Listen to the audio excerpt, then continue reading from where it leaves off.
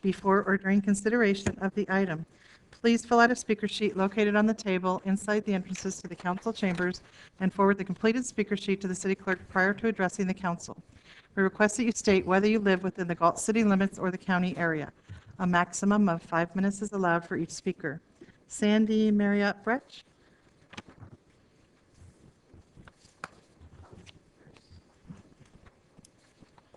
Hi. I'm back about my fencing issue again. If you all remember from a couple of weeks ago, still having a little bit of a problem with it. I'm hoping everybody can help me out.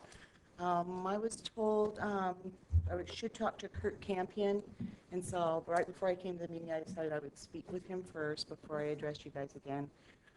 But I did also want to talk to you about problems in our city and people group thinking.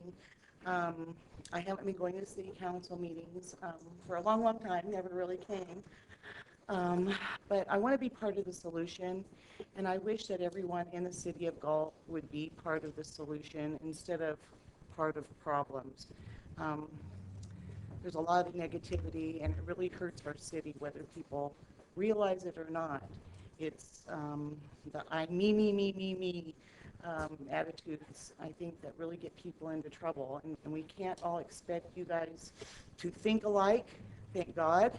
And although, again, I don't always agree with you, I support you, and that's why you're sitting in the seats that you are, is because you have been voted into office from the good people here in the city. And I just want to say thank you for doing a good job, and thank you for not thinking alike. So hopefully I won't see you again at the fence. Thank you. Thank you. Woody? Kurt, can you flip the microphone?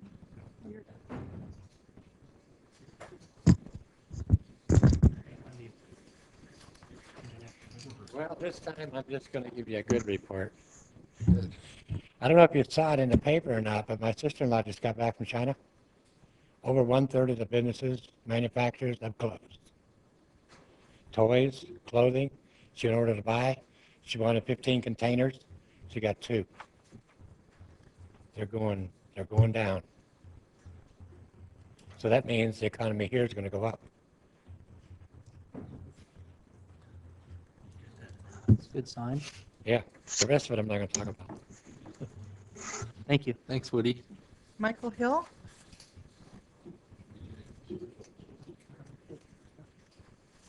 Michael Hill? Somebody coming in? Michelle? Michael, it's Michael. Is that you? You want to come up? No? Okay. Amanda Jackson.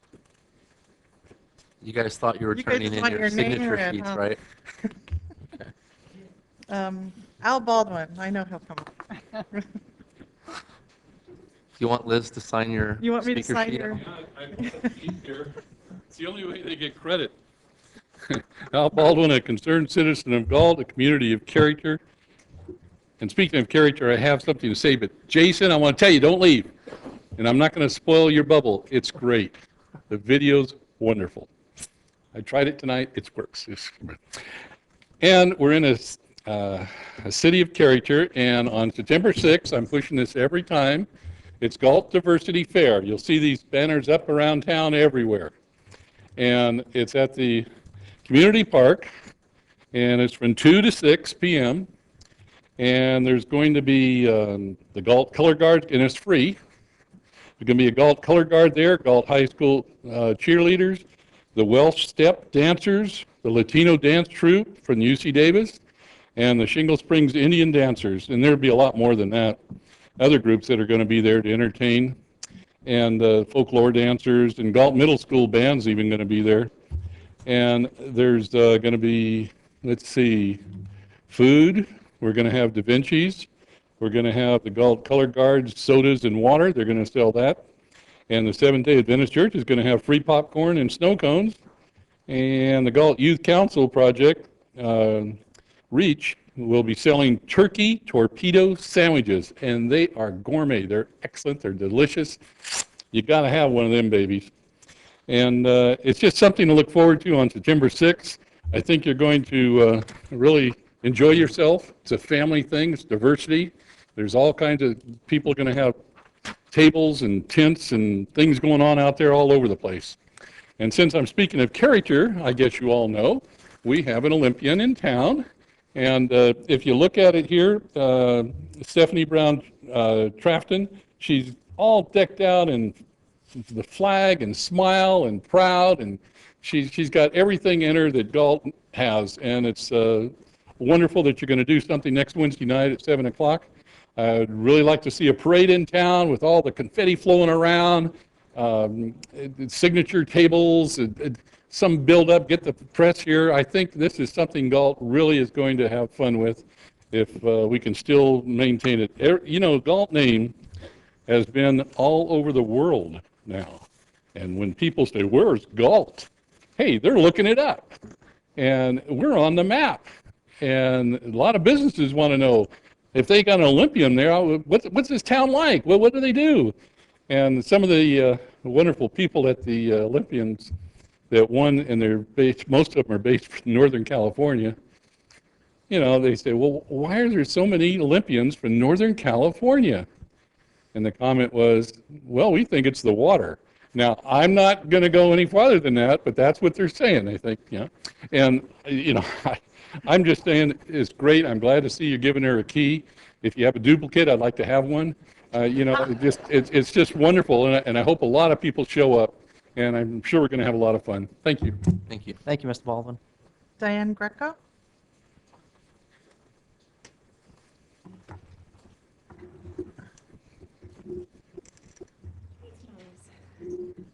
And greetings to all the students that are here tonight. My name is Diane Greco, and I'm here to talk about BMX bicycle racing. And I'm just going to have to read because there's just so much. My name is Diane Greco, and I have been a Galt resident since 2002. The reason for me being here tonight is to share with you that I intend to bring the family sport of BMX bicycle racing to Galt. This track would be sanctioned through the American Bicycle Association, also known as the ABA. Why should we have a BMX track in Galt? Several reasons. We need to protect our children and provide healthy activities for them. We need to give our future leaders a chance to learn self-esteem. We need to give Galt an opportunity to grow responsibly. Let me talk about the sport of BMX racing.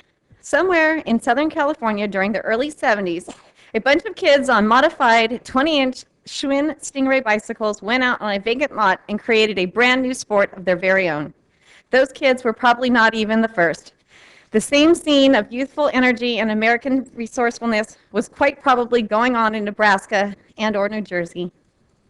There was no stopping it now. A new sport created by kids for kids was born. Bicycle motocross was the name it was given. That name was quickly shortened to BMX. It grabbed the attention of thousands of kids in one short summer. It is the duty of the ABA to establish the rules of racing that provide fair competition and fun family entertainment for all of its 60,000 plus members. This is a job to which the American Bicycle Association and all of its employees are 100% dedicated. A typical race around a BMX track will last about 50 seconds, pitting a rider against up to 7 other riders, all going for the win. Races are organized according to age group and skill levels, so everyone gets the opportunity to compete on a fair level. It adapts extremely well to park environments with a minimum outlay of money. It is non-polluting, it builds health, coordination, and character. It can be as competitive or non-competitive as the individual wants to make it. It is an individual as opposed to team sport that offers many lessons which can be applied directly to adult life in our competitive society. It is also a sport that the entire family can and usually will become involved in. BMX offers every rider the ability to participate at his or her own pace. No one sits on the bench. There are no coaches deciding who gets to play. Everyone gets into the action. It's low-cost family entertainment. For many families, BMX racing becomes a weekly ritual. The average entry fee is good for a full evening of racing, and spectators are always free. Everyone is welcome. It is also quite common to see mom, dad, brother, and sister all racing within their own classes. BMX is a true family-oriented sport, proving that you don't have to spend a lot to enjoy an activity together. When you see how many motorhomes, trailers, cars, and trucks are at the events, think about charging fees to camp. I would assume they might go out for meals, buy groceries, and fill up their gas tanks. I would also assume that all those families visiting Galt would increase sales desperately needed. For the past couple of months, I have created a corporation, soon to be nonprofit, for the purpose of building a track in Galt. I met with different local groups to find the funds needed for the application for nonprofit status. I will continue to work very hard to meet with people and talk about the need for a BMX track. This track would be built by the community for the community. There will be an article in tomorrow's Galt Herald about bringing BMX to Galt. I hope you have a chance to read it. You can also watch BMX racing in the 2008 Olympics tonight and tomorrow night.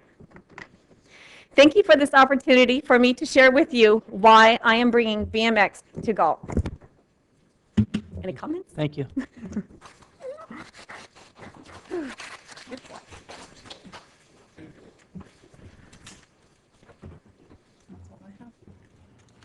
Are there any other speakers in the audience that would like to talk now? All right. Move on to the information consent calendar. Item D3 was pulled by Barbara for further discussion, and that's the appropriation of legal fees for the general plan update. Just a quick question. Are we taking 24,000 from the general fund and putting it in city attorney professional fees account? Yes, these funds would have to be appropriated. That's correct. Now, we already have like 200,000 for professional fees. Is this, This can we is, not use some of that, or is that already that is designated? programmed for the city attorney's office, Myers-Nave. This is with the firm of Balfour and Abbott and Kinderman. They are special counsel on the general plan. You'll recall we hired them back in January and have continued to use them through the process. So this is the estimated cost to complete the process through completion of the general plan. Okay, so it doesn't have anything to do with the city attorney's No, it does not. budget at all? No. In that case, I would move to approve. I'll second. Call for the vote. Aye. Aye. Aye. Aye. Approved 5-0. Do we have a motion on the remainder of the consent calendar? So moved. Do we have a Second? call for the vote? Aye. Aye. Aye. Approved 5-0. Takes us into presentations, and at this time, I'll turn the floor over to our Assistant City Manager, Jason Behrman. All right. Well, I'm pleased to announce we have a new service for the community, more accessibility for the public to our council meetings. The public can now have access to council meetings from the comfort of their own home through the internet. We will have, and this is actually live tonight. If you go to our website, www.ci.galt.ca.us, at the top it says watch tonight's city council meeting live. You can go on there and find out what all the happenings are. Yeah, why don't you go ahead and drop that down.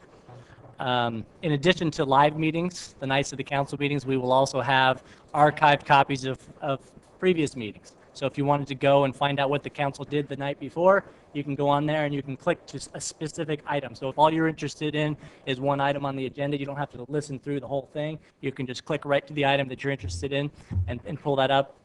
And we'll have years worth of archives on there from this point forward. You can go back at any point in time and find out what the council was up to and what decisions were made that might affect the community. I want to just bring it up so that the council and community kind of see. I'll just switch the inputs over here.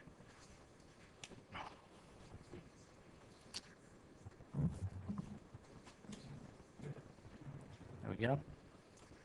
So there's our website. You can see up at the top here, watch tonight's city council meeting. My screen is a little bit large for the monitor up there. There I am. And you can make it larger if you want. And obviously, I don't have any sound turned on, but you can sit at your home and check us out and find out what's happening in the city. So we're excited about it. It's something that the council was really interested in doing back when we approved the budget. And with thanks from our IT staff, with the city clerk's office, we were able to get this up very quickly. Let me go back, and also we kind of did a test, a demo of this last Sunday, or last meeting, didn't announce it to anybody, but we have the last council meeting on here now as part of our archives. This is what it'll look like in the future, where if you go to the city council, it'll have the meeting date. If you want to just get the written agenda and report, you can do that. If you want to find out the live feed, or if you want to look at this video on demand, you can do that. And if you click on that, it'll take you to the last week's or the last meeting's agenda. On the right-hand side, it'll have the agenda itself. You can click on any item, and you want to get the written staff report. And on the left over here, it will have the video. And again, what the benefit here is you have a drop-down list of all the items on the agenda. So if you just wanted to go to find out about the Galt Market item from last week, you can click on that, and it'll take you right to that point in the video. So there may still be a few technical glitches as we work through this, but I think for right now, it's up and running, it's live. We encourage everybody to get on the internet and take a look at it, and let us know if you find anything that may not be working right. But again, this is something we think is of value to the community. Great. Nice, very nice. Any Hey, comments? Jason? Yes. Yeah, I definitely want to congratulate you for getting this pulled off. And even from Washington, D.C., I can tell that blue shirt and gray tie look pretty smart. There we go. So now we've got up here, this is the last meeting when we talked about the Galt Market. So I think it'll be just provide more accessibility to the city council and to the things that we have going on around the community. So appreciate it. All right, thank you. Next, under communications, do we have a representative from the wastewater treatment plant oversight committee here tonight?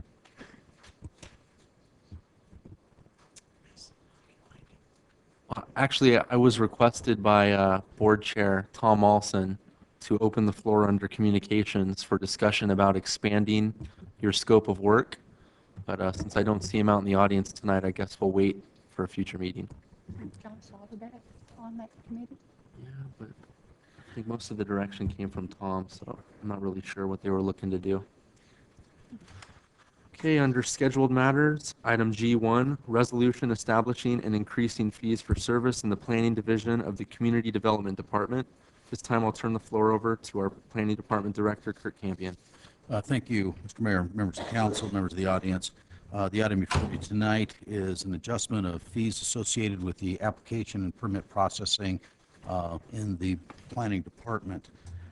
As indicated in the report, staff undertook a survey of surrounding cities. There were actually 9, I believe, communities surveyed in order to see what other communities charge and in order to establish an estimated and reasonable cost for the provision of those same and similar services.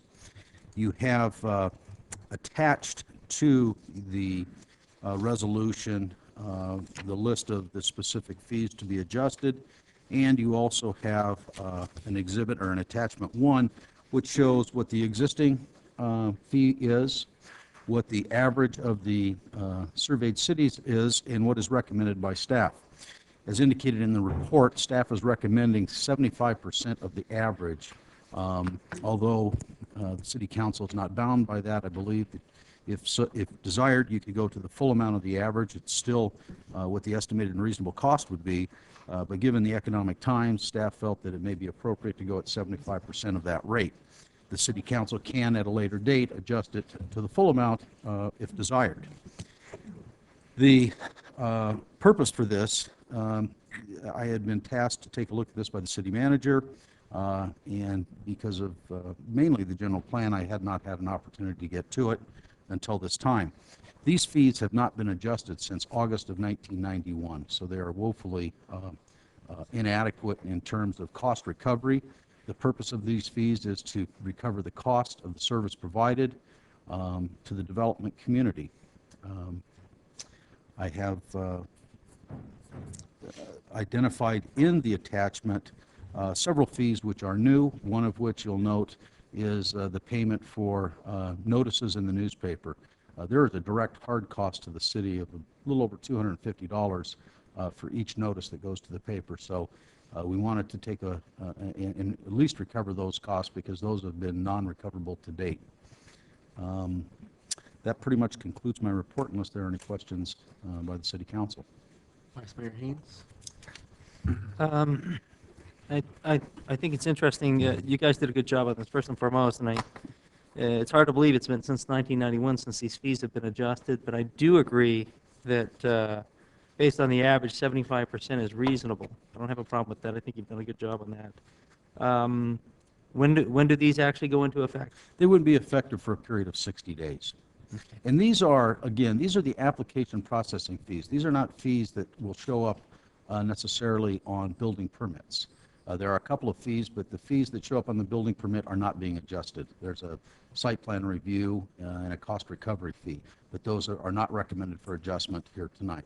So these are, again, strictly for, tentative maps, if you've got rezones, if you've got lot line adjustments. I mean, they're dealing with the process and not the construction end of the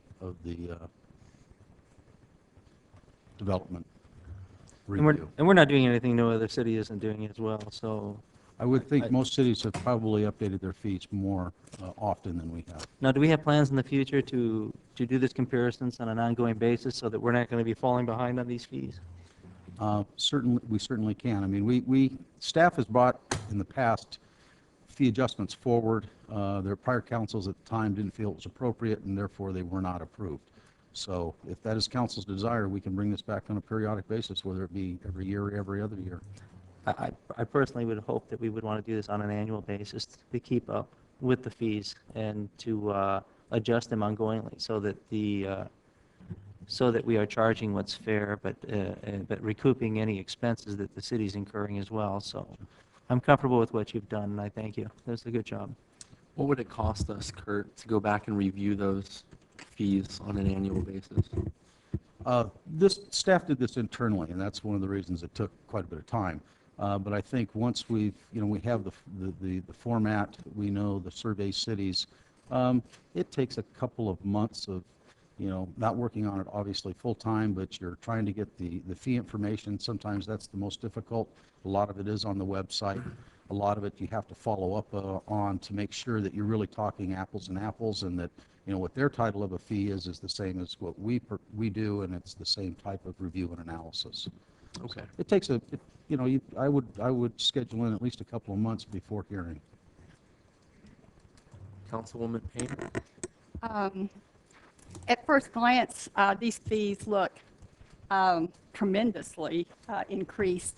For example, we're saying general plan amendment was $4,000 and it's going to be increased to over $7,000.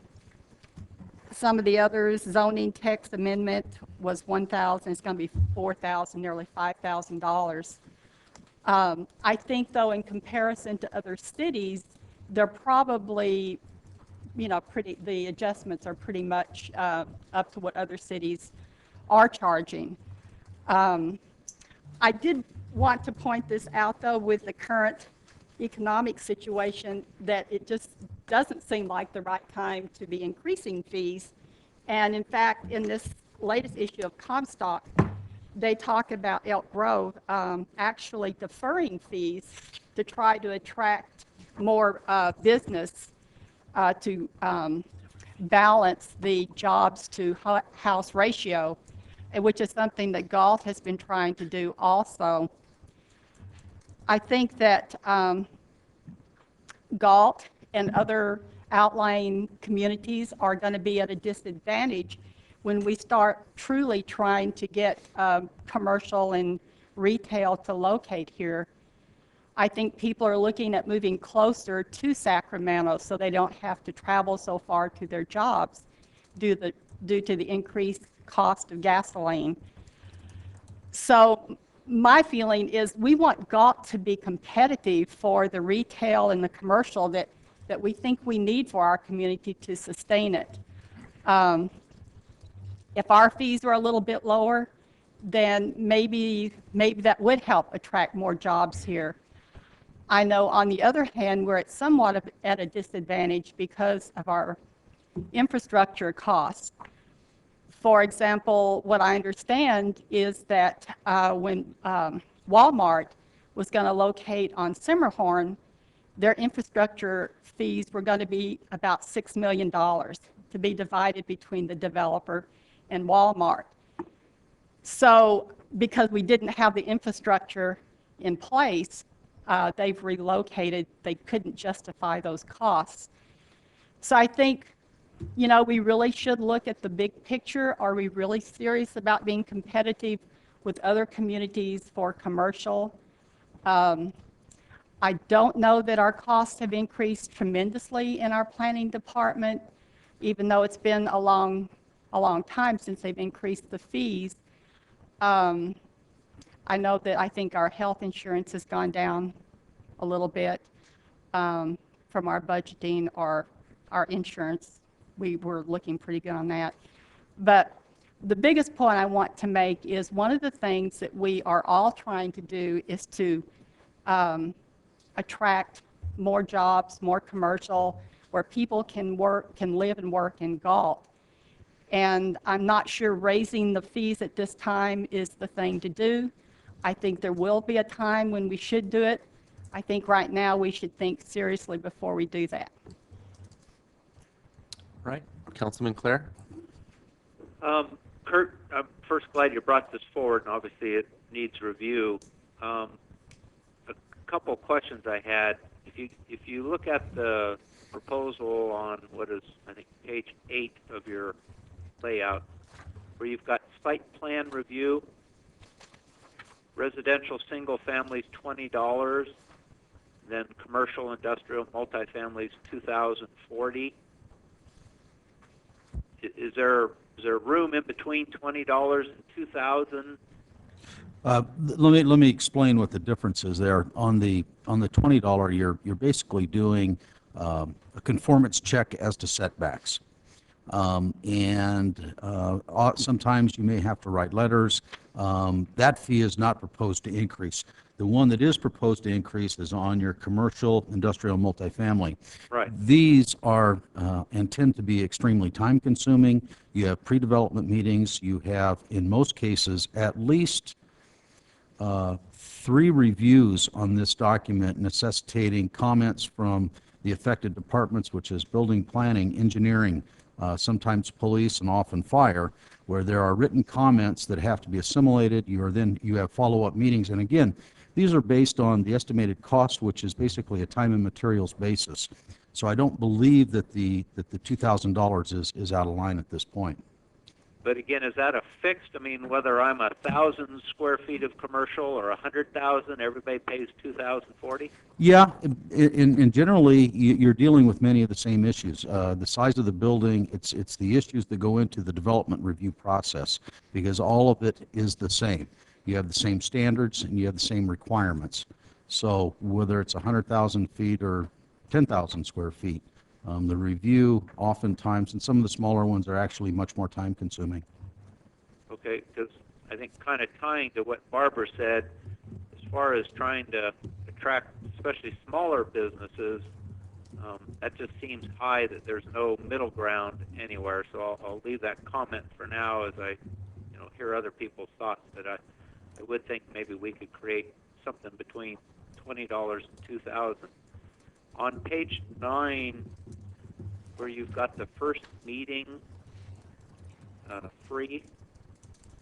Under which item is that? Let me get the full reading notes here. Nothing. Yeah. Gotta find it myself here. Are you looking at the e-version, Daryl? Excuse me? Are you looking at the electronic version of the Yeah. agenda? What's the overall page number? I had written down page 9. I'm pulling the document back up here.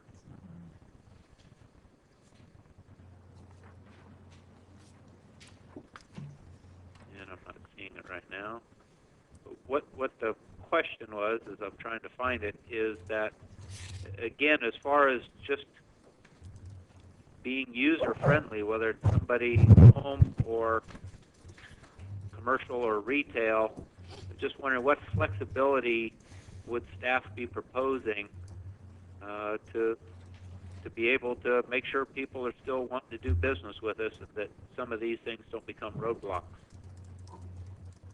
And I mean, it would have to be done across the board, so that's why I'm asking. Well, to answer your question, the flexibility rests with the city council. What we did was simply do a survey and then come back with a recommended program for implementation. The council has the ability to, reduce or modify these fees as they see fit. I still can't find the one you're referring to. You have it listed about midway on page 9 as pre-application meeting, and it says NC first meeting. I take to be no charge first meeting. That's correct. And then $585. Correct. Again, who exactly would that $585 apply for? If I'm building a family home on one lot, or is this? Oh, no, that would be for a commercial, industrial, or some other type of project. Okay. And is that on attachment 1? It's on page 64, computer, but you don't have that. I don't have it, but what is the title at the top of the It's page? titled miscellaneous fees, I think. Oh, okay. And for, again, back up on your page 7, for things like you have rezone, a straight 5,905, lot line adjustment, 12 or 1112. I'm just, again, concerned about that somehow just a single fee covers everything, that regardless of size, if myself and my neighbor decide our lot line's off, is that what we're going to pay? Yes, that requires 3 departments review. You have building, planning, as well as engineering. There is a notification, a hearing process done at the staff level. Then there is a filing with the county, and several reviews internally by staff. I mean, it's in the past, I know that that fee was significantly lower, and I know based on past experience that we were devoting much more time to that effort than was being recovered by the applicant. Okay, thank you. Councilman Roboy? Kurt, I don't remember this coming up in the last 6-7 years. Has this specific fee adjustment come up? No. Okay. This is something that we've talked about for years, which is doing a yearly increase on our fees. It's something that we started, about 3-4 years ago. We've been actually pretty consistent on the capital fees Right. On an annual basis. The processing fees have not kept up nearly to that Right. degree. So this makes sense. It's actually a good time to do it since we don't have a lot of development going on. So it's a good time to raise these fees because you're not going to have people saying, well, it's going to affect me. And it'd be great to see this every year. Right. First question I have when we talk about fee increases is the proposal justified? And I just want you to clarify again one more time, Kurt. We're not looking to make a profit off of these fee increases. We're just looking to recapture the cost that we're actually incurring right now. Is that correct? That's correct. That's correct. So right now, because we haven't increased the fees in the last 17 years, the general fund is paying for this, which means the residents in this community that already live here are basically paying to supplement development. And I think the 5 of us up here agree that that's not a fair shake. So I'll just go back to trusting what Kurt has to say here. We're not looking to make a profit on these fee increases. We're just looking to recapture the cost for the taxpayers here in this community. So I'll be supporting this motion. I think it's also important to note that we're only going to 75% of what the average is out there. So I don't think that we're going to be discouraging anybody from building in Galt at 75% of average. I think we're well under the level, and I think it is quite reasonable. But I think it is also equally important that we are evaluating these fees on an ongoing basis. And as the mayor had indicated, that if we don't, we're going to be taking more money out of the general fund, and that's coming out of the community's pocket.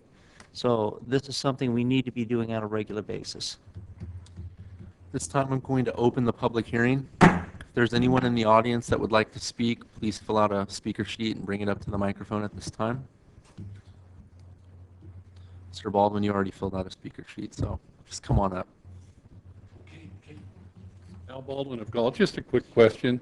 The fees should have been going up slightly every year, maybe through the years, and I guess people overlooked it. But, you know, the cities that are raising their fees, and especially at this time, they seem to have the traffic coming through. So if somebody wanted to build a business or put a business in, they still have a lot more traffic than we do coming in front of their stores.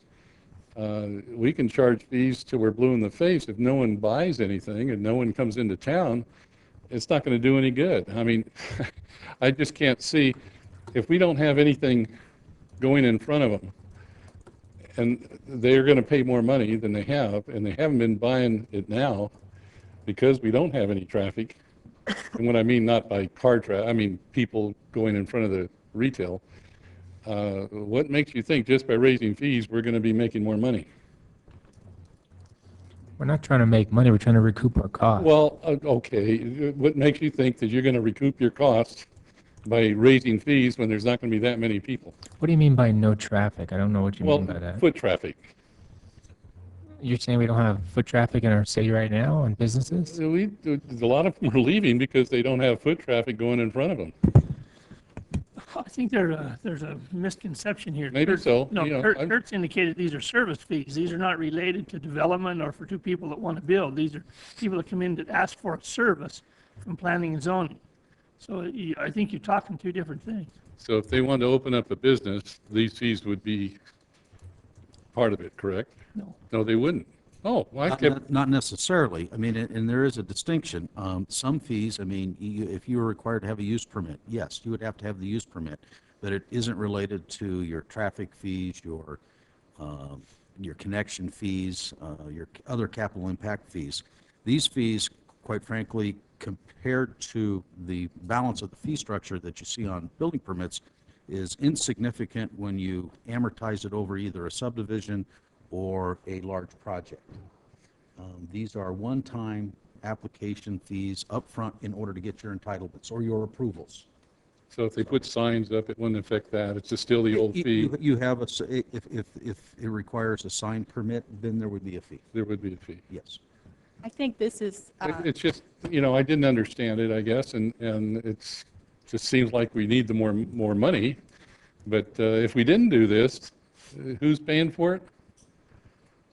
We are, the city. The city or Taxpayer. the citizens? The general, Taxpayers. yeah, the general fund, right. And if we do it, then the money that's being taken now, that's going to be used for something else, or are we going to use it for whatever? How do we know where the money's going to go? That's what I was asking Kurt Oh, about. okay. Was just, I wanted to make sure that we're just looking to recapture our costs here. Oh, I So it's gonna understand. go It's to something that's very critical. Wages and whatever it takes for them to accomplish each one of these tasks that you see. I know. And I don't mean this to be negative, but there's a trust in government that we're running into, and it's constantly. And so whenever fees are going up, people are wanting to know, well, do they really need to go up? And because no one says anything, you guys just float right through everything. no, we don't. Yes, you do. Kurt, have we increased Anyway, our services? Let me know. Thank you, Mr. Baldwin. The service is actually the processing of a particular right. application. I would like to think that we have gotten better over time.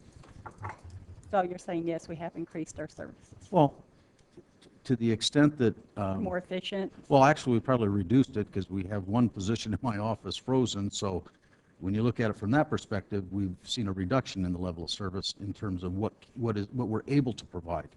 But I think that the service that is, the fee is to pay for the service that's provided. And I think that service is as good as it's been and probably better than it has been in the past.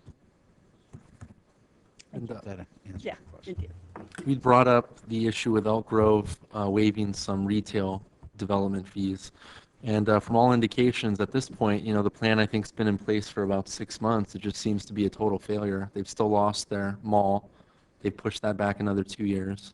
They've got retail space all across the city that seems to be becoming vacant. So I think everybody's just experiencing the same thing right now, and that's just the economic downturn that we're seeing all across the country.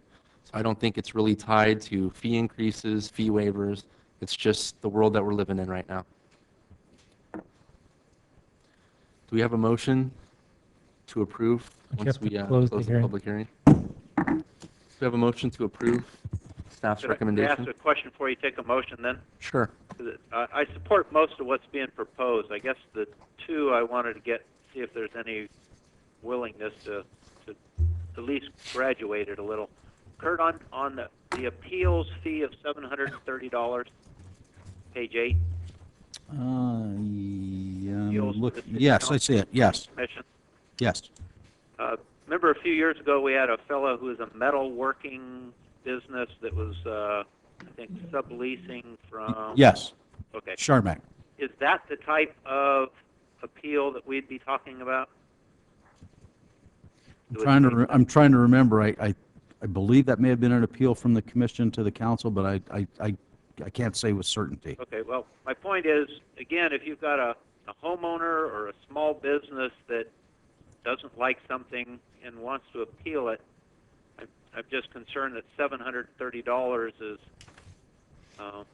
certainly prohibitive to most people. I think most people would probably just forget about it, do whatever. I think they'd be kind of intimidated by $730. So that's why, for example, the guy that had the shed that we had quite a bit of conversation with, remember? Yep. If he came to appeal to us, would he pay $730? Well, his appeal would start with the commission, and technically, yes. Oftentimes, though, they simply show up at the podium, and there is no appeal fee Right. paid. On this one, you know, I understand your sensitivity, and quite frankly, this is one where sometimes these fees aren't set at cost of service. They are set at a level or that the council believes is appropriate given the nature of what the action is, and oftentimes it's much lower than what the service cost is. I mean, it could be as low as $50 or $100. Are you looking guess those to are- possibly take this out, Daryl? Well, I'm just, that's a lot of money for someone who wants to come talk to us about their fence or a shed, or that strikes me as pretty high for, I think sometimes we think of it only in terms of some $1 million company doing an appeal as opposed to just you and me who don't agree with something. And I'm still concerned about that $2,000 flat fee. If the Galt Frosty, for example, has something they want to do, I just think that's pretty prohibitive that there isn't some other number to offer just a fairly small business. On that one, Councilmember Claire, that would only apply on new construction. Well, I mean, say you wanted to build the Galt Frosty today, as opposed to, I'm just saying that for truly small businesses, boy, that's a chunk. What if we just charged it at the hourly rate that we have set in the beginning of the fee schedule? Yeah, I'd be okay with that. Okay. Would you be comfortable with that, Kurt? The difficulty is then we're trying to track hours, and you're trying to track hours of everyone in the office, from the receptionist out front to the administrative assistant, the planner, the engineer. If you're looking at something, I'd rather see a reduction possibly, or maybe a staged fee. Based on square footage? Yeah, we could look at something on square footage or something like that, although I don't believe there's a significant difference along those lines. If you're inclined to approve this, you could approve it absent that, continue the public hearing, and I would come back with maybe some options for the council to consider if you'd like. And Kurt, I fully understand that you may have as much work to do on 1,000 square feet as 100. So I guess I'm just trying to encourage small businesses. I don't debate your premise. It's just trying to put a hand out to small businesses to get a foothold, because we see so many small businesses in our town fail. And most of them, I'm sure, are relative to cash flow, and it's just hard to get started and stay open. Is there a consensus among the council to continue this item to the next meeting, and Kurt can bring back some alternatives for the two items that Councilmember Claire discussed? That's fine with me. It's fine with me too, Barbara. Daryl? Fine with me. you want to bring it With back. that, then, I'd go Just- ahead and move, if it hasn't been moved, to accept the recommendation. I'll second. Minus the two, correct, Darrell? Yeah. Is the motion to approve it and then continue the hearing? The motion is to approve the fee structure minus the two issues that were brought up. You'll bring those back for a future public hearing date. Okay, yeah, then let's don't continue it. Let's just, we can close the hearing.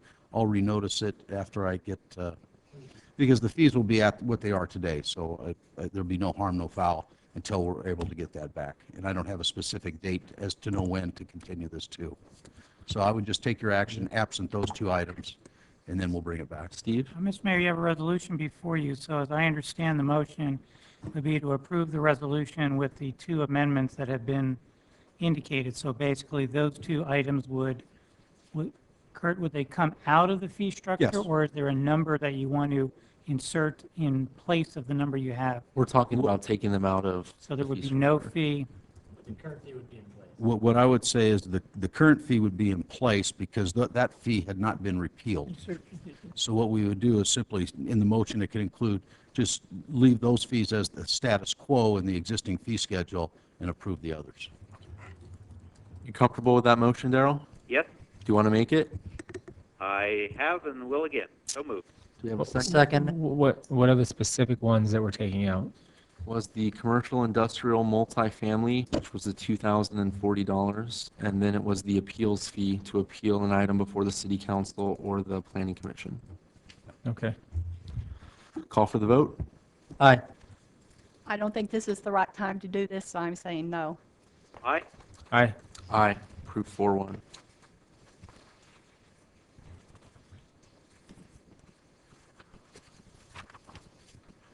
Takes us under the regular calendar to item I2, which is the award of engineering services contract for design of the tertiary filtration and UV disinfection upgrade improvements.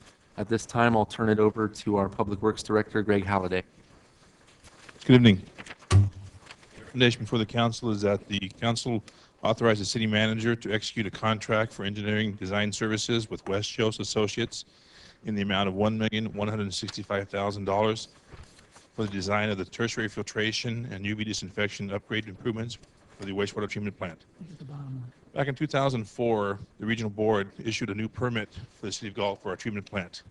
That basically set about the limits that will expire no later than November 2008. These limits were subsequently abated as part of our appeal. They came up with a new permit based upon the California Toxic Rule that must be met no later than May 10th, 2010. This established the deadline for our upgrade of our plant. This is something we've been working on for the last 5 years. We've done a number of things to date that are outlined in your agenda report. The most recent of these is the submittal of the report of waste discharge. This was done just after the start of the fiscal year, July 3rd.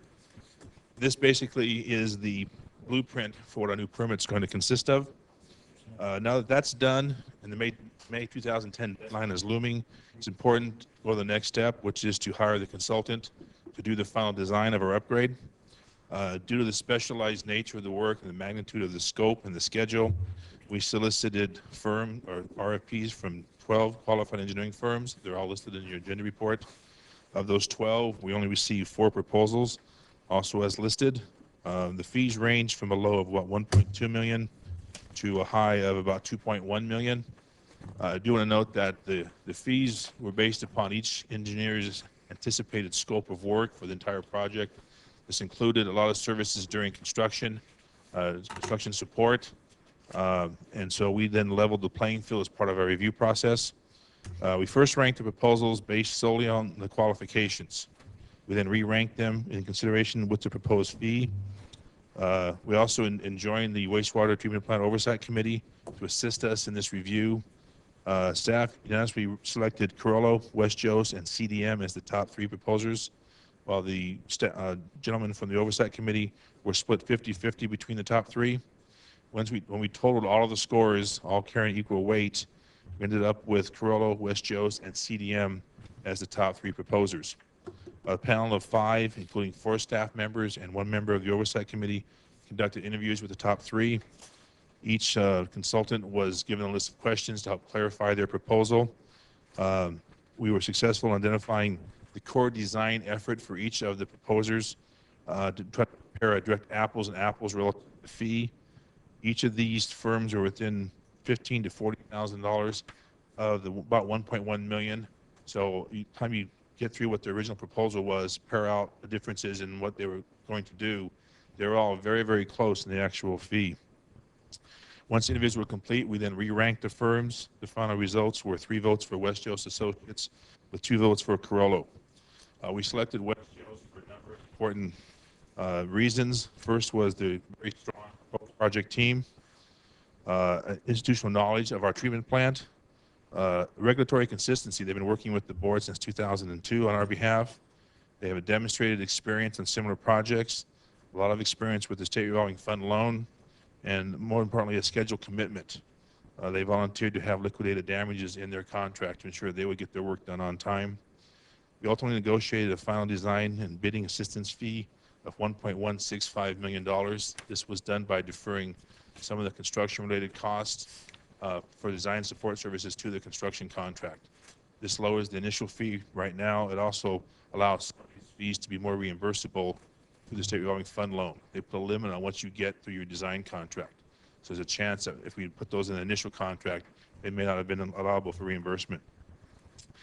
A brief summary of the services by West Jost is included in your staff report as well as a proposed draft contract. Staff recommends that you award the contract to West Jost as presented. The final design should take approximately 10 months. Construction is anticipated to begin in the middle of summer 2009 and be completed by the May 2010 implementation date. Funds adequate for the design of this project were included in the 2008-2013 CIP.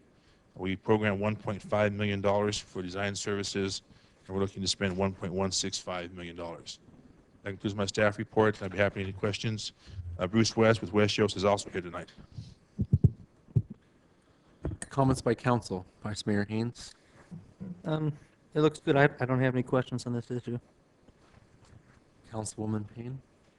Greg, I would just ask, was the oversight committee involved all the way through this process of selecting West Yost? Yes, they were. Okay, that's my only question. Councilman Clare. Is the basic design any major change from kind of what we've been progressing to for the last couple of years?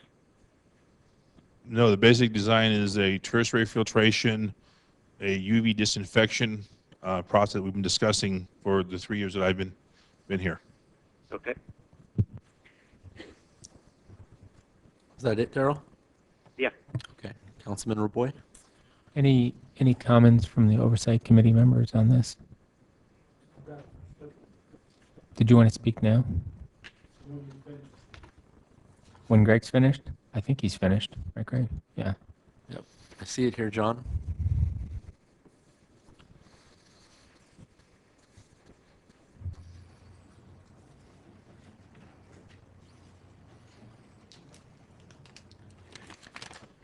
John Slaughterback, I live in City Galt.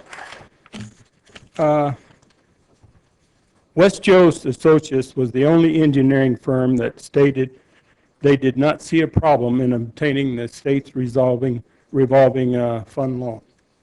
So I go along with Mr. Holliday's pick. I could see where what I seen out of the 3, West Jost was my pick also. They did say the time restraints may have to be renegotiated, but said that this shouldn't be a problem asking for and receiving an extension if the city proved it was diligently working to accomplish the upgrade to the wastewater treatment plant. Now, they said that they may have to get an extension on this upgrade to be able to apply, to be able to get this revolving loan fund. But they said that should be attainable. Shouldn't be no problem. This loan will save the citizens of Galt a couple of $1 million in loan financing charges. The state's revolving fund loan account will only consider cities for a loan that can manage and meet certain guidelines. I like that. I like the guidelines that the state has put on us. It tells us that we have to have certain guidelines and that we're going to do a better job.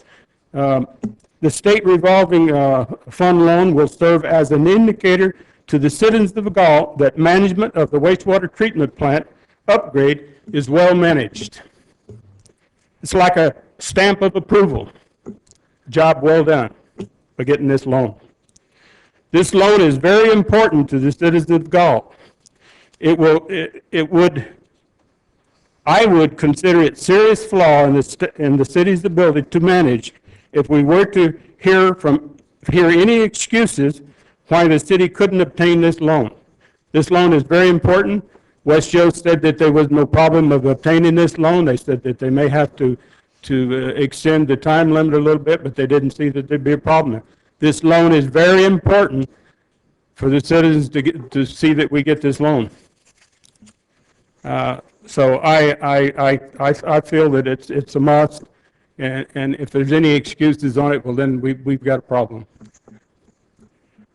And I still got a minute here. I'd like to say a few more words. One engineering firm suggested the city should reconsider the membrane filter technology out of these different ones. The reason, they said, it may avoid another upgrade in the near future. But overall, these firms did agree that the cloth filter has been proven and is the filter being used in the industry. So what I understood is the cloth filter is the way to go. The other one firm, they were talking about membrane because they felt that it would maybe eliminate another upgrade in the near future. In my layman's opinion, any one of these engineering firms could have done this job. They all had the experience. They all had the similar work experience in the field. From my point of view, I couldn't see why one couldn't have done the job. One of them was $500,000 less. I questioned that a little bit. But overall, I still agreed with West Joe. So they said that they would get the job done, and I like that.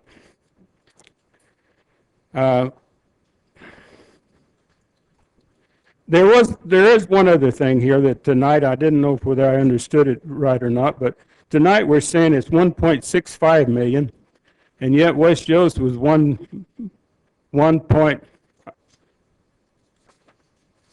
it was 1.65 originally, and now we're saying it's 1.15, I believe it is.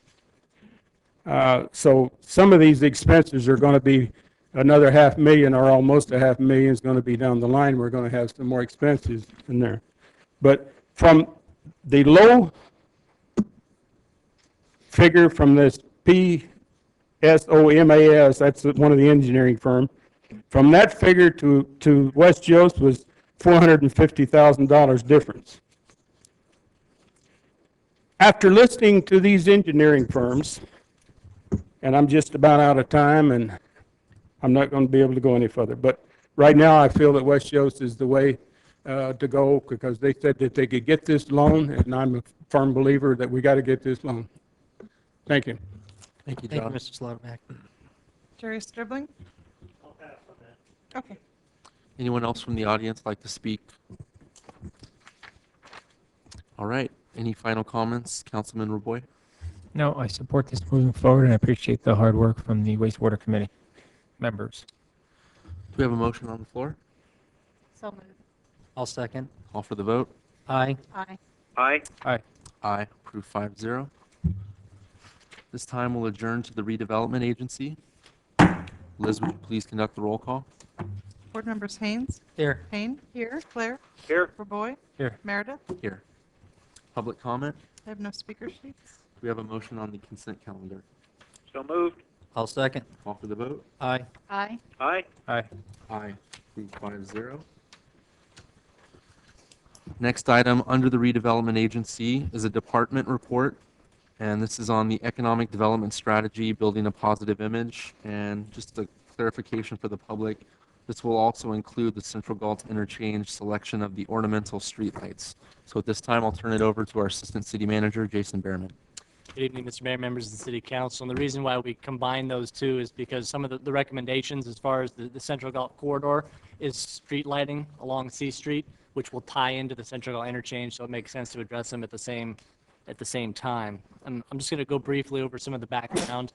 Excuse me. The council recall back in May, the council adopted an economic development roadmap that was put together by Chavin Concepts. Item number one on that was to build a positive image for the community and to take a look at the Central Galt corridor from C Street, Lincoln Way down into Old Town and see if there are ways that we can improve the look and feel of that to transition into Old Town and so forth. So in June, we contracted with two different companies. One was Vermari Landscape, who undertook a process of doing some conceptual designs for that corridor along C Street, Lincoln, and into downtown to look at opportunities and ways that we could enhance the image and the function of that area. And we also hired a company called MC Squared Design, who specifically looked at designing banners and wayfinding signs, some of the things that we've talked about doing in the past. And those two companies work together on helping to create a plan that we think will definitely increase and improve the image of that portion of our community. In just a minute, I'll turn the time over to those consultants to go through their report and their plan. But I did also wanted to mention that we had a public workshop, which was on July 10th. We had a number of business owners that participated, as well as some community members. I know some individuals that are in the audience here tonight participated in that workshop, and we showed them some concepts, some banners, some of the downtown design options as well, and we got some feedback. And what you're going to see tonight is a result of that public feedback and the hard work of our consultants in this matter. What I think I'd like to do is allow the consultants go through there. We're going to start with Vermari Design. They're going to go through some of the Central Galt design concepts for C Street, Lincoln, and in the Old Town. And then we'll go into specifics about the banner designs and the wayfinding signs. And then we'll offer or ask for questions, comments, things for the council. We will have some specific questions and things we want the council to address at that time. We think that's probably the best way to handle it. I did want to mention, when we go through and you see the banner designs, that the photographs that you see on there were done by Misty Bell, who you probably recognize of working with us on the Winter Bird Festival, and she owns the Bella Studios here in town. And so we were really pleased with the photography that she was able to put together for us on this project. Having said that, if we can get the projector over on that screen, or for that computer down there, we can go ahead and get started. I'll turn the time over to Richard Zita with Vermari Design. He'll walk the council and the community through the concepts that we have for Central Galt. Thank you. He's there. Can you hear that? Jason, thanks for the for that introduction. Let me be the first to just congratulate the City of Galt as well for the wonderful work of Stephanie Brown Trafton and putting you guys on the map. I think it's quite a fantastic thing. We're a small landscape architecture company in Portland. We develop public space, streetscapes, urban parks. That's okay. Throughout Oregon, and we consult with also cities in Montana, Idaho, and Northern California. We kind of have our background is basically conceptual development, but we also oversee construction documents and implementation of projects as well. We came down here for a day and a half in early July to work with Jason and some of the folks in town to look at the overall plan of downtown Galt, really running from the interchange all the way through to what is now UP Park, or what we came to affectionately call it as Palm Park. And our task was really limited in terms of time, but we wanted to give some fresh eyes to what can happen at some of the gateway points. I look at some of the places of interest where oh, thank you. Got it. And to offer up some ideas.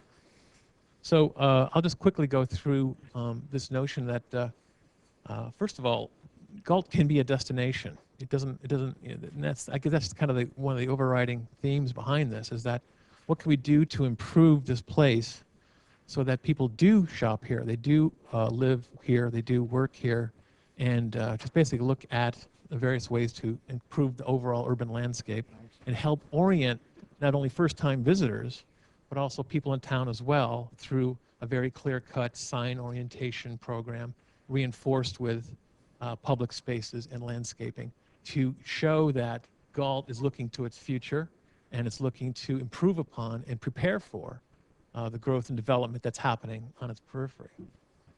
So that's kind of the background of what we're looking at here.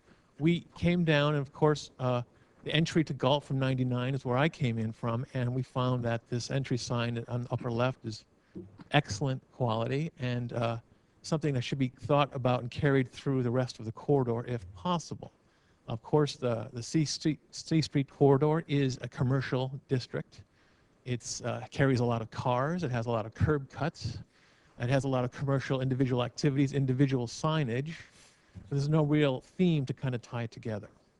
Further down toward Lincoln Way, the landscape basically falls apart altogether, and which for good reason, for maximum parking and everything, but that doesn't really contribute to introducing Galt and its downtown spaces. And finally, the lower right-hand corner, the very edge of downtown along the UP railroad track. So there seems to be, in just these very brief photographs, there's a very quick atomization of landscape and design intention. So what we did, we looked at the overall downtown and tried to develop what is called a framework plan, and this plan attempts to identify districts and key energy points in town, and also to look at what's working well, and also to look at maybe what's not quite up to snuff in terms of urban design and streetscape amenities. And of course, the thing that's driving this whole look is not only the recommendation of the Chabon, but this interchange project is going to be a $50 million investment through Caltrans, and there's a significant landscape component as part of this project. And the idea is that how can we take the energy of that project and extend it into the downtown area and essentially create a green spine from the new Galt interchange that can carry a green spine and with support banners and lights and signage to create more of a greenway through the entire downtown area.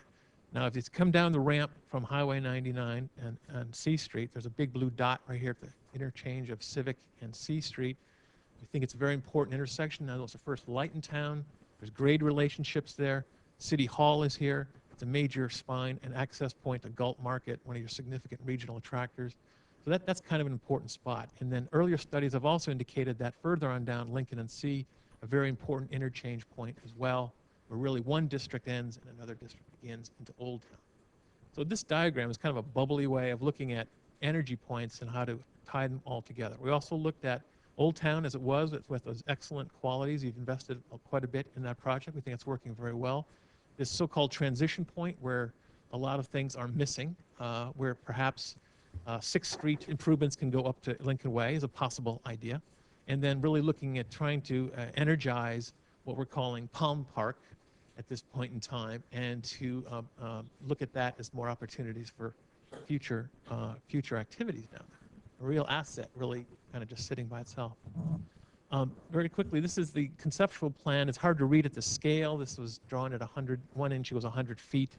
But I think the key idea here is that there's a green edge or a green spine, particularly a boulevard kind of effect in the central business district. Of course, this is going to take quite a bit of further study looking at curb cuts. Oh, thank you very much. Right. Well, I'll try to get, here we go. One thought was, since C Street is such a wide corridor, would we try to narrow that corridor down and give it some definition by introducing planted islands from the interchange to Lincoln Way. And kind of here's what we have here right now, of course, and what could possibly happen is that to utilize unused, quote unquote, pieces of the turn lane that are not necessary for turning lanes, and to incorporate some kind of planted island effect to give it some relief and give it some scale and some identity throughout this corridor. So it's not just a typical three-lane street. It'd be supported by these new lights, banners being done by MC Squared, and signage to help direct people where to go. Where is the Galt Market? Where is City Hall? In fact, my first time into town, I think I drove right past it. I didn't even see City Hall at all. I was looking for it up and down the corridor. I saw no sign indicating where it was. I must have missed it. And it was just one of those things where signage, lighting, landscaping, and material changes can really help give some unity and identity to this street. Quick question. So that is not a raised island? You can just drive right over that? Yes, that's right. That's a paving pattern, and maybe like some things you've seen in Lodi. We looked at some surrounding towns, what kind of their downtown gestures.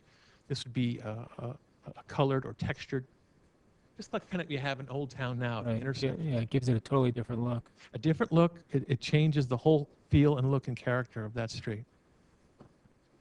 And here's an example of Lodi, I believe. Another further on down, as I mentioned earlier, down toward Lincoln Way, looking at ways to introduce this island and perhaps trying to identify a street tree program that it doesn't have to be palm trees, it could be any number of the plants on your selected plant list, but to start greening up these areas and giving them some character and some identity. Here's an example here. Of course, now as water is getting more and more expensive, I think the idea is that every kind of landscape improvements you make along this corridor, drought tolerance, xeriscaping, gravels, very local kind of plant materials is the way to go, and to incorporate that in future decisions. Looking at this project from the interchange to Lincoln Way, since we're working at a very conceptual level here, we really took some very broad brush strokes, but looking at ripping out paving, and we're in the $400,000 to $600,000 range. That's including lighting, including the banners, including all the improvements that we discussed further on, and landscaping irrigation as well. Does not include design costs and some of the other costs, though. So The only way to get a really close, I mean, it's quite a wide range number. I understand that, but you really need more accurate drawings to do that. You need measurable drawings, and we were working from air photographs, which had a kind of a fuzzy factor in them in terms of figuring out quantities of materials. Getting back to that early discussion about City Hall, currently we found that the City Hall Plaza doesn't exist. There's no real public space, no real gathering space along the corridor. We thought City Hall would be an appropriate place to make kind of an urban gesture, a gesture of welcoming people into the community. And it seemed at this time that City Hall is kind of like turning its back really to activity along what is becoming your Main Street area. So this is just a purely conceptual idea of, can there be some attention given to a public plaza on that northwest corner of the building, where maybe a water element could be introduced. Could be a place that's I identified through bollards and low walls and pergolas and nice paving, and could be a place for all kinds of activities to occur. And so this was a notion to help activate that edge of City Hall and basically open it up to the street and be a little bit more welcoming presence. There it is existing, of course, from the intersection. This was an earlier sketch we did during when we were here in earlier July about maybe a new City Hall may occur at some point in time to consolidate all your uses. So we got a little far afield in our ideas, but I think the strength of that intersection, the strength of that point remains, and I think you can get a lot of benefit out of identifying Galt with some kind of public plaza, some kind of gesture there. Elements like seating, overhead trellises, plant materials can be activated at night with uplighting. Can be very interesting and kind of a very strong statement as an advertising and gateway in and leaving Galt. This project is looking at $350,000 to $500,000, depending on really the materials selected, the fountain gymnastics, how much gets programmed into that, filtering systems. There's an awful lot that goes into this stuff, so we have to give it quite a range of costs at this point in time. Landmark intersections, what we're talking about at C Street and Lincoln Way, and the thought was, when I was here earlier, we noticed that in the center of that intersection there is some opportunity for maybe creating some kind of vertical element, some kind of statement that signifies the end of one district and kind of is a gateway element into the next district, and trying to pick up on some of the themes and elements, materials and colors of your existing project down in Old Town. These things have been built in other places. I've worked on one in Lake Oswego, Oregon, a stone obelisk with a kind of a special pavement at the intersection. So it really identifies it as a pedestrian area, as a crossing point, and kind of gives it some significance. We're looking at, I can't quite see that number, $40,000 to $75,000 for that central element. In our time here, there was a lot of interest went into Lincoln Way improvements. A lot of the small retail shops expressing a lot of concern about lack of parking along Lincoln Way. So we wanted to at least address it, look at it, and try to, in this case, introducing an angled parking situation versus the parallel parking situation, which would provide about 34% more on-street parking, and then doubling that up with developing a mid-block car barn or parking court between the Super Tortas and, remind me again, Jason? The next, I forget it offhand. It's okay. Okay, it's a mid-block area where we can get another 14 or 15 cars. And part of that as well would be to maybe utilize the existing termination of, I think, B Avenue there as a employee-only parking space, a place to get employees to park, to free up those spaces on the streets in front of the businesses to potential customers. And but to take the same kind of themes that are being developed in Old Town to make it an attractive streetscape. The cross-section there is fairly wide. That center boulevard really, I think, kind of does more to limit pedestrian crossing the street. So we're introducing a mid-block crossing as well near the end of the street there. So employees and people can move more freely across that street. Just real fast. Yeah. How much deconstruction of our improvements that were already made on Lincoln Way would have to take place in order to get the angled parking like that? Well, if you really wanted to go the cost-effective route, which is always a good way to go, you probably could leave about 6 or 8 feet of the existing concrete against the buildings and saw cut a line. It would require relocating the lights or replacing the lights where they are, but removing them and then putting them back. And of course, all the landscaping would be torn out because that's up near the existing curb at this point in time.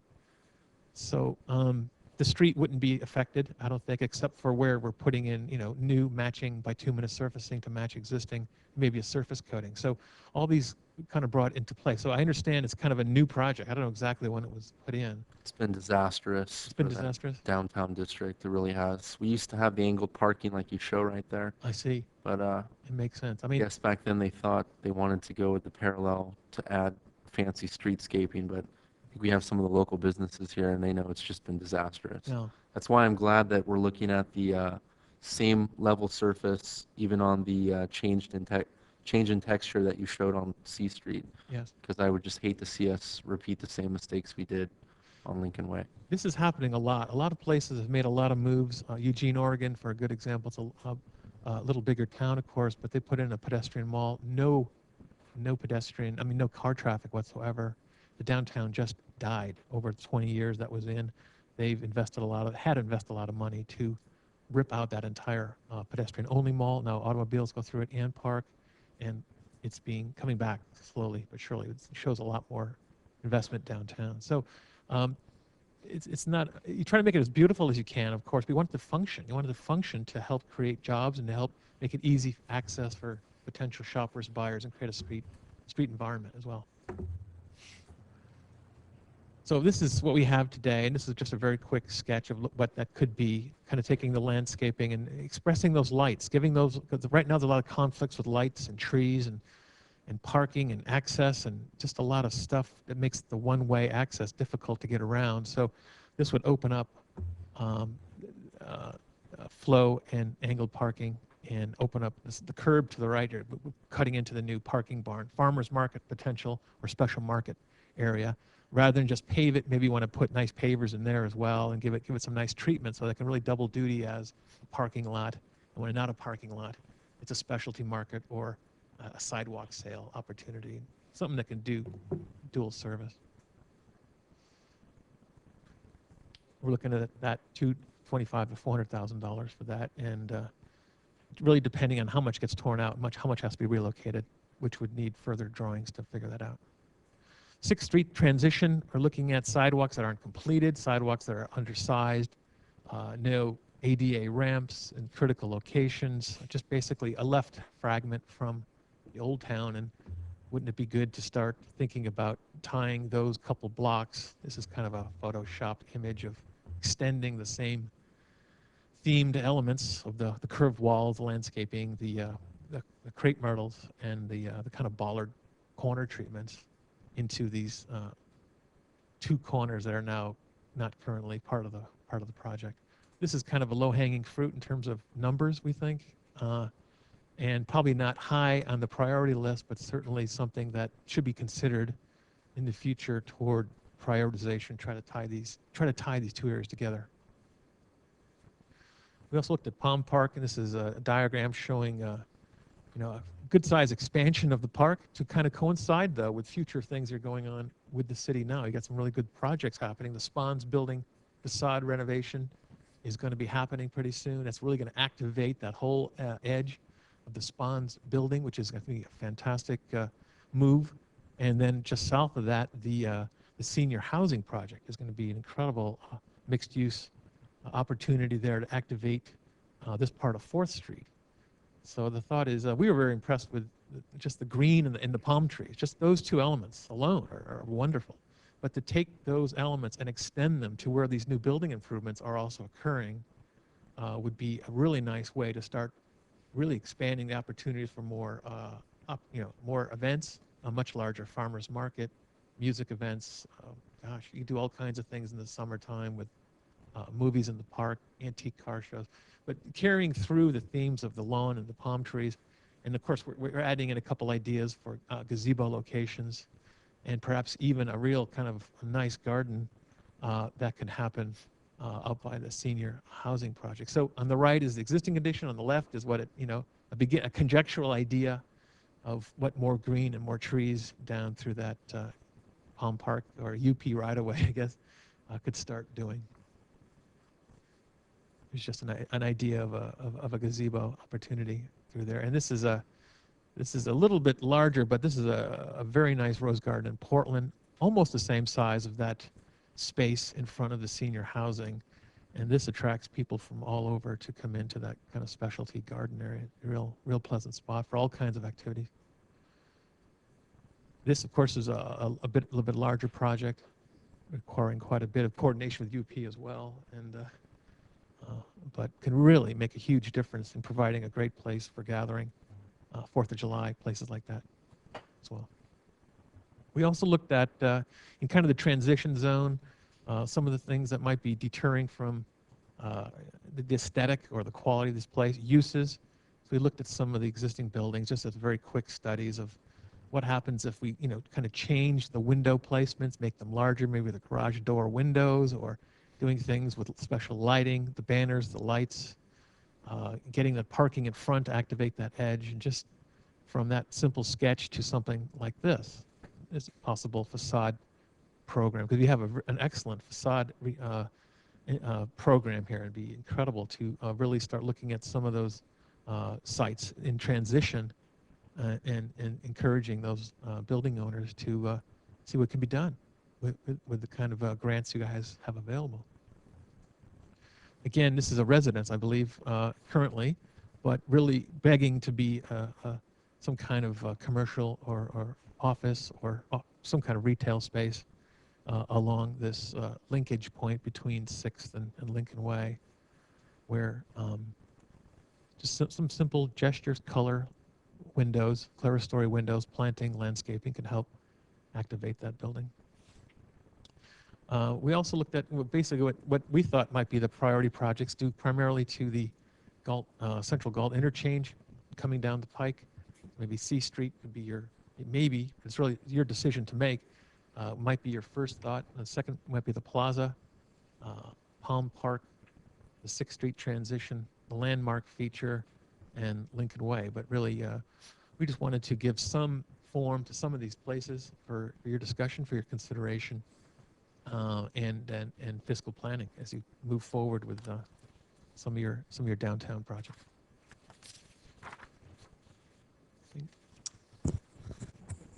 Thank you, Richard. Go ahead and transition to the next PowerPoint on there. Again, we'll go ahead and go through the next presentation for the banners and the wayfinding signs, and then we'll come back, allow the community an opportunity to comment, and then allow the council to ask questions of the consultants and of staff, and get some prioritization on the C Street corridor options, which ones the council thinks we'd like to move forward with first, and then we can start getting more detailed cost estimates and design work on those going. I think it's minimized down on the bottom. Yeah. Cancel that dialog box. There you go. There we go. This is Brian Curtis with MC Squared out of Chico. They've been working on our banner program and the wayfinding sign designs. And again, we've incorporated photography by Misty Bell. I'll go ahead and let Brian take the council through some of the designs that we've put together, or they put together. My name is Brian Curtis. I'm with MC Squared Design Group. We're a marketing company that does economic development work. We've been in the business for about 20 years, and where Richard has the more global view, we have more of a myopic viewpoint, and we were tasked to come up with different signage treatments for banners for the historic area of downtown, Central Business District. We also have some signage or some hanging banners for the Character Coalition, and then wayfinding signage. And so I'll just kind of walk you through our concepts quickly. Maybe not so quickly.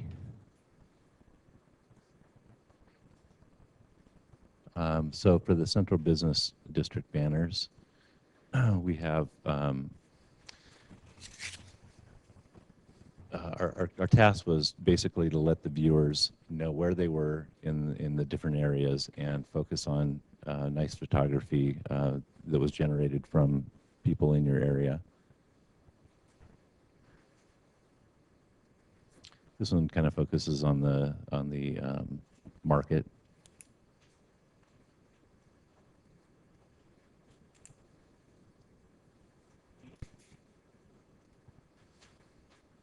And we transition to downtown, your historic downtown banners.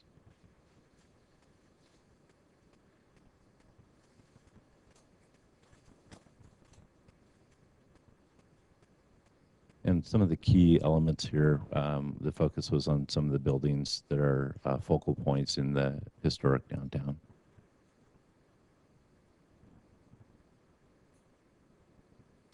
And then we come to the character banners.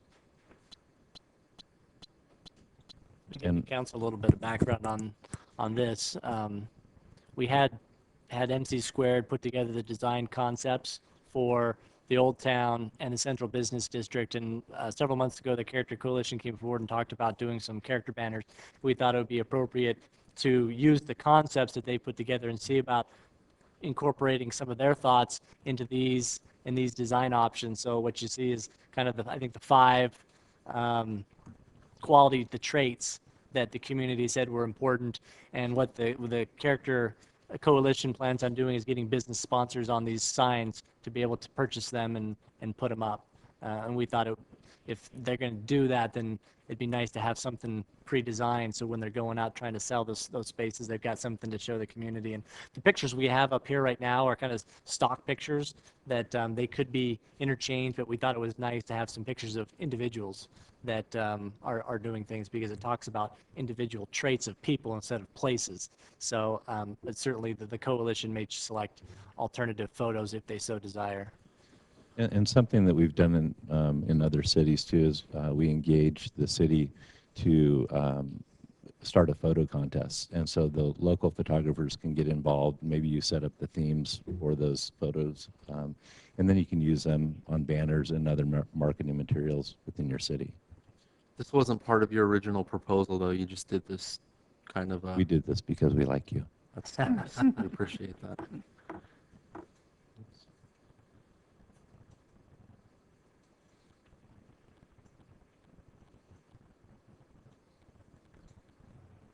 I think it'll be much more effective if the banners that the community of character were planning to use went along with yours, because they were totally different, which would have not added as much as what we're trying to do. So I appreciate your generosity. Thank you.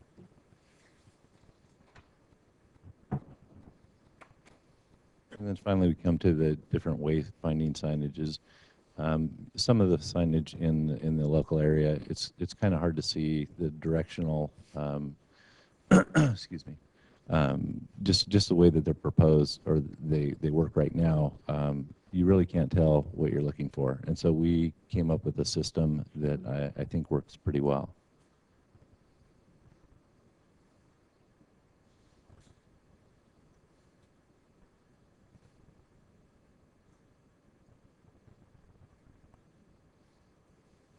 And there we go. Any questions? So let me just make a few comments, and then we'll get on with council comments and comments from the community as well.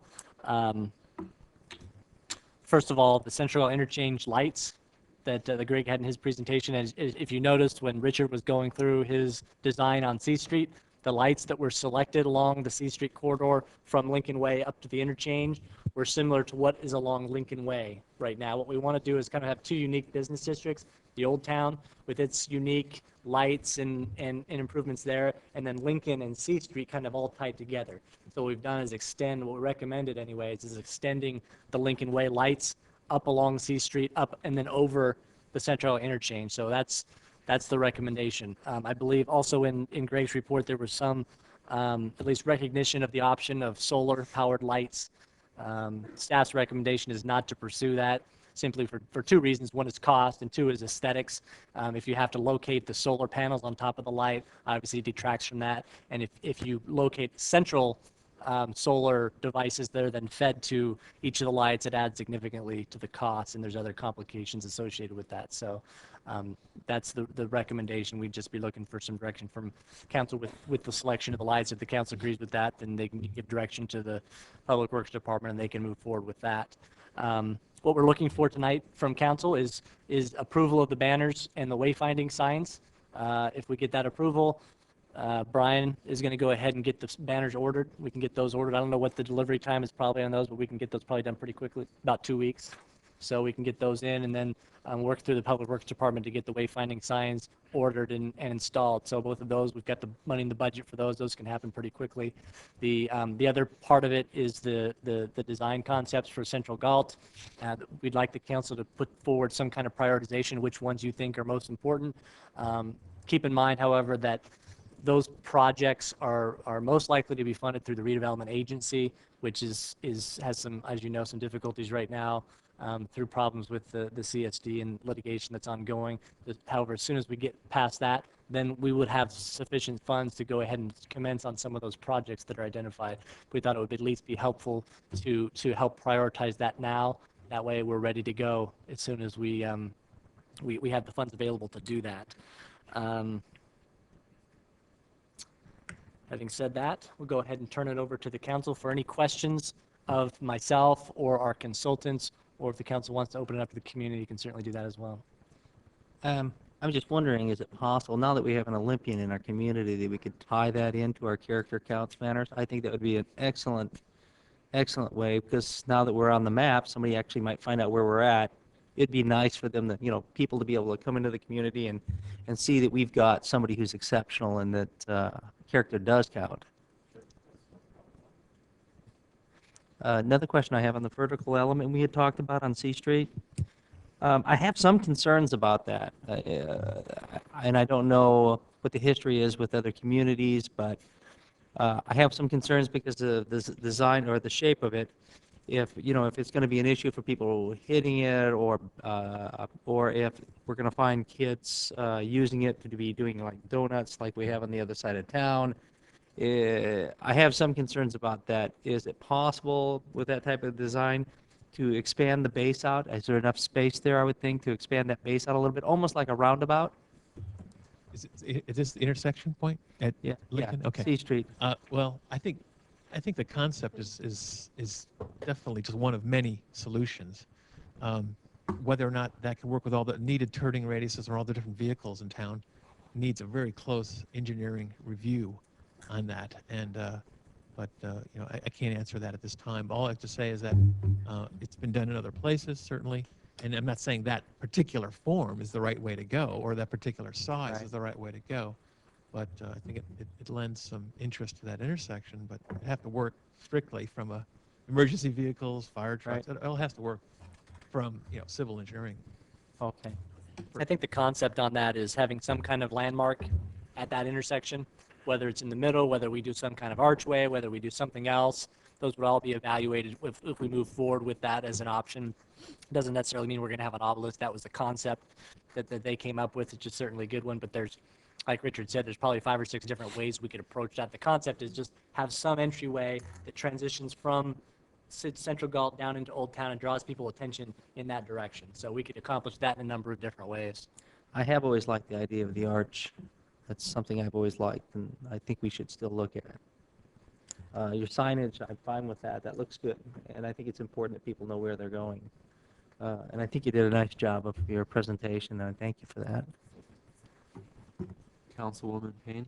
I would mention right off the bat that we have big delivery trucks that turn at those intersections, and even at the present time, they're hitting those bollards and scraping them. So I think we definitely want to take that into consideration. I was curious, the Old Town streetlights are sort of an old-fashioned lantern look, and then you feel like it's okay then to change to something more modern on Lincoln Way. I noticed they were quite different on Lincoln Way. Was that part of your design, or? Yeah, I think so. I think that they really have different. The scale of streets are really different between like C Street and Old Town C Street, even though it's C Street still. The scale, the building relationships and the scale of the buildings has kind of obviously a more historic quality to it, a more crafted look to it. So that more acorn type light seems to identify and reinforce that theme. And whereas you're right, I think you're correct that there is more of a contemporary light. These graphics are very contemporary. The use of lettering is more in keeping with kind of the new emerging feel of C Street, that commercial downtown zone. On Lincoln Way, then, were you planning to leave that median the way it is right now? And then you were going to take out part of the sidewalk so you could have the head-in parking? Was that what you were suggesting? The concept was to pull out the median, actually. Take it away. Yeah, so that Okay. cars could maneuver through there, and pedestrians too could maneuver across there a little easier. And that's more of a, there was a graphic shown there that's more of again, just a paver color, texture, edge to make up where the lane changes come together. But it'd be a flush situation. It'd all be one grade across. There wouldn't be any dividers. Wouldn't be any of the crepe myrtles would be relocated or taken out. How difficult is that to take that out? Just go in and demo it? No problem. No problem, huh? With a Just big hammer? money. It's just I think there's a dollars. lot of people that would come out with big hammers and help get rid of it. No, the idea, if you really wanted to look at it, carefully from a cost point of view, would be to isolate saw cuts strategically, so you can utilize as much of the existing roadway as possible, and match and blend in, and then maybe a new surface coat over the top, an inch, half-inch surface coat to help integrate, so it all looks like one project, and restripe it and all that kind of stuff. So there's ways to just isolate the removals so that it's not a wholesale start from the beginning. I especially like the idea of the farmer's market parking lot. I think that would definitely make that a place of destination, which is what we really need down there. We've spent a lot of money on making it look nice, but it hasn't really attracted businesses because, as Al Baldwin mentioned earlier, we don't have the buyer traffic down there, people walking and looking to buy things. So I think that's a very important concept that you added with the farmer's market that could also be, it could be a parking lot, or it could be an event area. think that would be a high priority. I think, looking at little physical design interventions, it's not going to make a market. You really have to recruit businesses. It's part of this whole Chabin study. There's a lot of business recruitment in here. There's a lot of business retention policies, outreach, a lot of fence building with your shop owners down in these commercial nodes. And so there's a whole blueprint of stuff that's got to go along with physical improvements. Otherwise, like you say, you're going to end up with something that may look nice but may not function from a marketing financial perspective. So all I can do is, from a design perspective, is try to find ways to activate that street edge as much as possible to make it as accessible as possible, get as many more cars and at a convenient parking, and make the streetscape interesting and engaging. But of course, having programs as well is an important part of keeping this market share going, and programming in and taking a very strong position with programming activities to support the street project. I thought it was very beautiful. Hope I see it in my lifetime. Councilman Clare? Well, I think the presenters tonight have really put forth some marvelous concepts for us to take a look at, so thank you for that. My specific questions or comments would be on page 24 of your proposal. Probably not anyone too surprised that I would vote for the banner for the Central Business District with the American flag. On the We pull that historic up? one on page Could you pull that up? 28 with the water tower, I think for the historic area, I think that's a great three-way blend of using first a known emblem for our community, second, the water tower could be seen from a far distance, and then the banners, of course, help pull you into that from a closer distance. So I really like those. On page 38, the directional signs I think would be great. Only thought I would say is, if there might be room, for example, if you have an arrow pointing to a location, if there's room to put that it's 3 blocks away from that sign or 8 blocks, that people just have some idea of how far away that arrow is leading you, that might be helpful. As far as priorities, I would lean, I think, pretty strongly towards something with the Palm Park concept. I think would really help kind of finish what we're trying to do with the new senior housing project down there. And I think if we can create sort of a complete area that would be the impetus for, sort of success breeding success and the foot traffic and many other comments, I think that might help finish off that area, and that with what's going to also hopefully go into the lodge at the other end of the block. So those would be my basic concepts, but you folks have really put some nice thoughts together. And I thought the mower shop was one of the most impressive before and afters, and if perhaps we could share that with the owner of the building, might give them something to think about, because I think that's an amazing graphic of just showing what a difference that could make. Let me just thank you, Councilmember Clare. Let me just make one comment on the banners. The concept, at least the way we have it thought about in our minds right now, is that there are 4 images for both the Old Town area as well as the Central Galt area, and that those 4 would be used throughout both districts. So there would be 4 separate designs as you go through that district, so it wouldn't be the same one in that whole area. If the council prefers, we could do it different ways. We could have simply one design for each area and repeat that throughout the length of those streets. It's really a preference at this point. Again, what we're presenting is 4 for each, but that can be lessened. If there are only a couple that you like, we can just do it how the council prefers. But again, that's No, I think I probably like the 4 historic ones a little more than. Are you also proposing using the multiple business? Yeah, because there's the 4 for. Can you show them again? Yeah, let's go back to the top of the Central Business District ones. So the first one is the flag for the Central Business, and then you have the Galt Market, which is the fruits and vegetables up there. The next one after that is kind of a country, an ode to Galt's kind of roots and the country theme. The next one is the Sandhill Crane. This is again a sample photo. There's a local photographer that worked with the Winter Bird Fest that we're trying to get a photograph of a sandhill crane for that.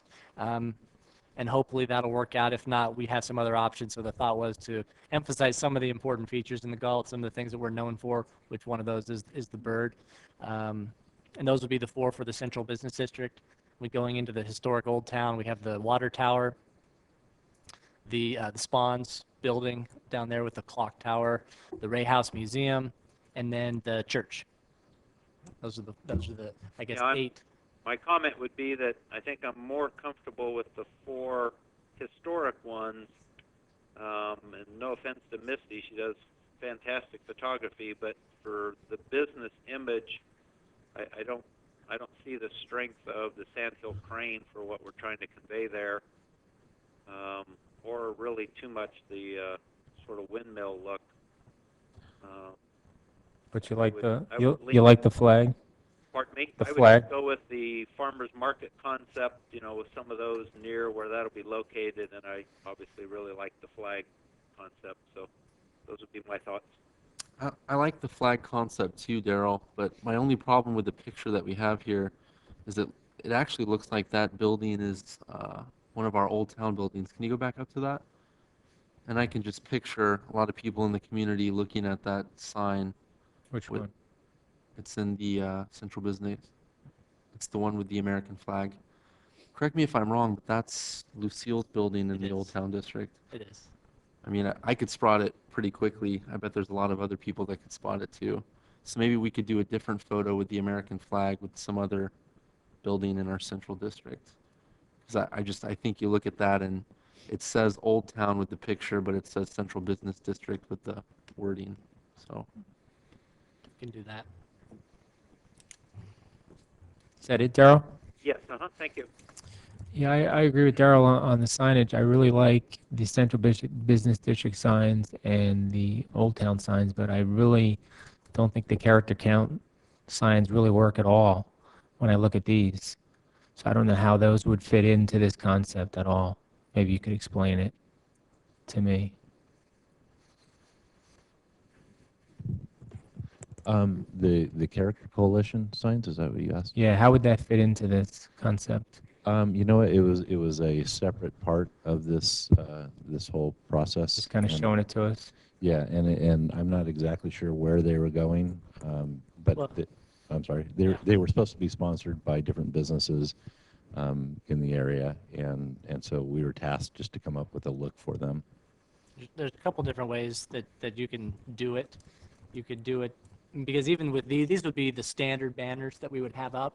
They would still come down on occasion if there were special events, if there's banners for the Strawberry Fest that want to go up for a certain period of time or whatnot, that could happen. So you're saying maybe special occasion, not 12 months a year? Right. So the 2 options for the character coalition would be, you could take down some of these banners and just have a period of time where you have the character banners up in the Old Town and the downtown central business corridor, or you can intersperse those throughout the year with these other banner designs, and you could really do it either way, however the council wants to do. We haven't really gotten into the actual display of those yet.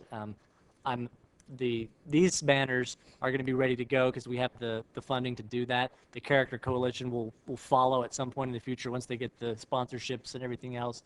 So either you can tell us now what your direction is or what your indication is, or we can bring that back at a future date. But the character coalition probably want to know, I think, what the council wants to do, so they can let the businesses know that what they're sponsoring is, when are they going to be up and how often they're going to be up and so forth. I think for me, these should be the primary banners, and maybe you would put the other ones up temporarily, maybe like a Strawberry Festival banner and then a Winter Bird Festival, but I wouldn't want to, I don't think it would be appropriate to have the character count banners up to replace these. That's my opinion. I don't think they were meant to replace them, weren't they supposed to be interspersed? Yeah, they weren't supposed to replace them. So where would you put them? I just don't think it would even look right to intersperse them with, I think you need to have this concept through the whole district, and then when you get to Old Town, you have that through the whole district.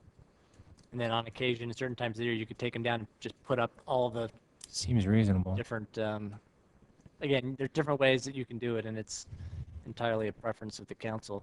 no, I'm not necessarily against putting the signs up from the Community of Character Coalition, but are there any legal issues with us basically selling the rights to put one of these signs up on one of our municipal streetlights?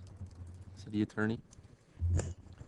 No, I don't think there's a legal issue with doing that. There's a lot of precedent for municipalities taking, whether it's street poles or bus stops and setting up a paid program for various sponsorships or advertising. Okay. The only other thing that I saw that would conflict with the character coalition signs and our other ones in the two business districts was the color scheme. So I think I'd support it more if we kind of made those character coalition signs match more closely what's going on in those other two districts. Like the font even looks like it's different. Maybe if you could put one back up there. You don't have the cursive on top of the bold letters.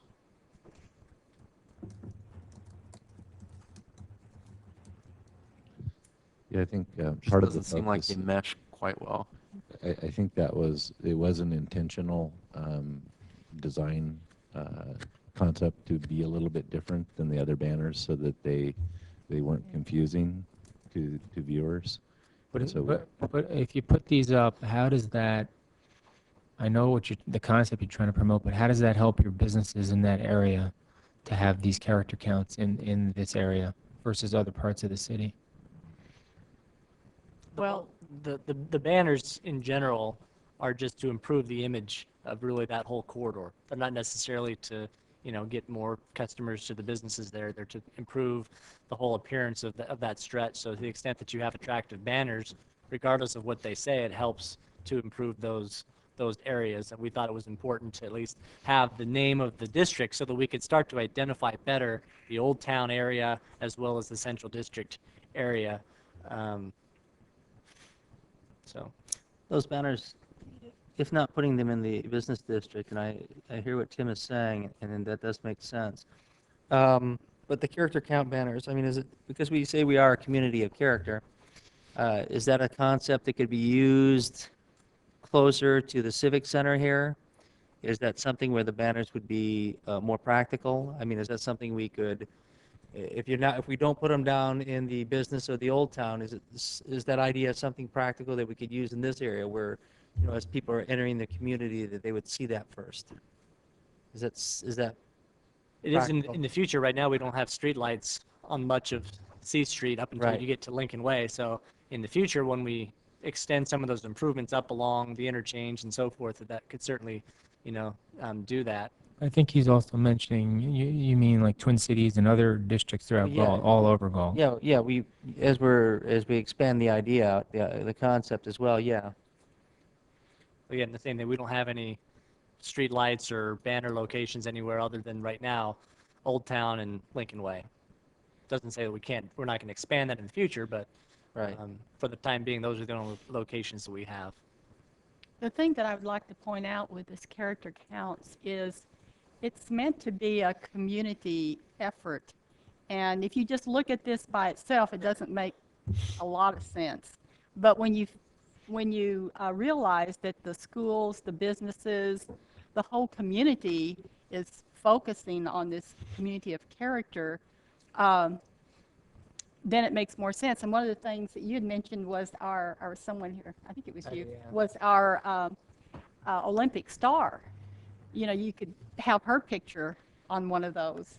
I agree. That would look terrific. These were just something as kind of a placeholder to get the idea of what's happening there. It wouldn't necessarily want to use this particular picture. We could put whatever we wanted to. I think Jason said this was something that might be less involved. If we use a picture of a real person, we have to get their permission. Was that Yeah, the anytime you restriction? put a picture of somebody up on something like this, you'd have to get their permission, which isn't a big deal if they know they're being shot and you say, hey, this is for this. But if we're just looking through old archives of city photos trying to find one, then you have to track down the person. And so but if you did like Brian suggested, which is having some kind of community photo contest where people could submit images to place up here, then you certainly have authorization already implicit in in that project. So there's different ways that you can do it, and different types of images that you can use as well. I know what you're saying, Barbara, but that would only apply to people that live here, that would shop here. Our goal, obviously, is to get people to get off 99 on C Street and come to Galt and visit Galt. So they would have really no clue what these banners would mean if they're from other cities in California. They probably would, because I know when we went to Pleasanton, they had banners up. But I think what they did over at Pleasanton, they had a particular trait for like a couple of months. So you wouldn't see the variety of character traits like you do here. You would see like one, it would be repetitious. And it was a really good community feeling. And yes, we want to help businesses, but there's more than one way to help businesses. I think by building good character and building a feeling of community participation, I think that's important also. You know, I don't think a picture, and I love the Ray House, is going to make people want to purchase anything. We're appreciating the community. And actually, I'm glad that Jason stopped us, because we were ready to purchase just some kind of black and white banners, which would have really looked patchy. And I think these are much better. I love the color, and I think the whole committee really loved these. My other comments on which proposal to move forward first is I think C Street would go first, as you recommend, because as we do our overpass, it would make sense that all of C Street would be done. And then I think the railroad property parks next, because it's going to take a long time to make some agreements with the railroad, because we've been trying for a long time to work with them. So. Oh, yeah, I think there's quite a bit of communication that's got to happen. A lot of coalitions have to be built to get this thing at that point going further. But it gives it a real nice look, C Street. It really looks good. Just support this idea that quality really goes a long way to say a lot about a community's value and character too. And by getting good quality signage and banners that are well considered. Someone may not make the connection between this character of this town and this place, but they're going to see that the city is putting a step forward to try to create a welcoming and a well-maintained place. And that says a lot about a city as well, as to how it takes care of its resources, how it helps the visitor move through the town, and how it takes care of parks and things. It just says a lot about character as well. So just encourage the quality approach to whatever you do decide, and I think it's make a huge difference if you went this direction. Wanted to start off my comments by thanking you both for your presentation. I think it's really important for the community to see things like this and to see the types of projects that we can bring forward with our redevelopment agency, and to really see the effects that this ridiculous lawsuit with the Cosumnes Fire District is having on our community right now. And these are projects that could possibly be moving forward if that money was freed up. So it's really disappointing that we're still involved in this lawsuit. In terms of ranking some of the projects that are moving forward, I'd really like to see the C Street improvements come first. I agree with Tim on that. Where I differ, though, is I think the Lincoln Way project should move forward next. I think we owe it to the businesses there to undo the disaster that took place 15 years ago with the improvement project that was started. And then after that, I would say moving forward with the railroad property would be the best bet. But in terms of the signage, I'm glad that we're not going to just use one banner all the way through the whole district. I think it's good to have alternating scenes. I think that one would just look really repetitious, and it would look cluttering to the naked eye. The Community of Character Coalition signs, once again, I'm not opposed to putting them anywhere. I don't know if I would necessarily support leaving them in the district throughout the whole year, but if we left them in place until the other local signs that are put up for the Strawberry Festival and the Galt Festival, potentially, I'd be okay with that. So, are you looking for any other direction, Jason? Could you show us the street lights in Old Town one more time? Do you have any pictures of that? Since In you're Old Town? Yeah, the ones you have right there, that's the Lincoln Way. Central. Yeah. But that's the one you're proposing all the way to the new overpass? Interchange. Right. Yes. Okay. Is everybody okay What are with those that? what are those lights made out of? Are those normal lights, or are those? The light fixtures themselves? No, the actual light. The bulb? Yeah. I don't know. It's glass and metal. I don't No, what I mean is that are those high density, high efficiency bulbs, or are those the old kind? I have no idea what that in the picture is. It was something we'll be looking as we go forward with high efficiency bulbs. I'm pretty sure you can order pretty much any style base would be Based high with those efficiency. lights. The agenda report for the Central Galt interchange did include a picture of the Old Town Lantern, the C Street, if you want to see what that picture You was. can, What page if you is want that? to move to the Old Town banners, there's a the picture of the acorn light on there style. as well. Move forward to the, It's Exhibit move A, back 2 to of the- 2 of the staff report. I don't have it electronically. one more. That's There it. you go. That's That's it. That's it. That's the Old Town. Does that give you enough light at night? Depends on how you space them out. Any of these lights that the council likes, the spacing would be relative to the actual height of the pole, the intensity of the luminaire, and we would provide the normal candle feet of light that would meet the required minimum standards for the county. I think the design's certainly fitting in Old Town, and I really like the design in the Central District, and I think it'll look great on the overpass too. So are you proposing the Old Town light all the way over the top of the overpass? No, the Central, I believe, is the Central. one The Lincoln Way one's up and over the interchange. And that was the one you just had up? Yeah, the other one. with the exposed lamp. It's called a candela style. It's got the lamp on one side with the tail sticking out on the backside for the banner. Right, that one.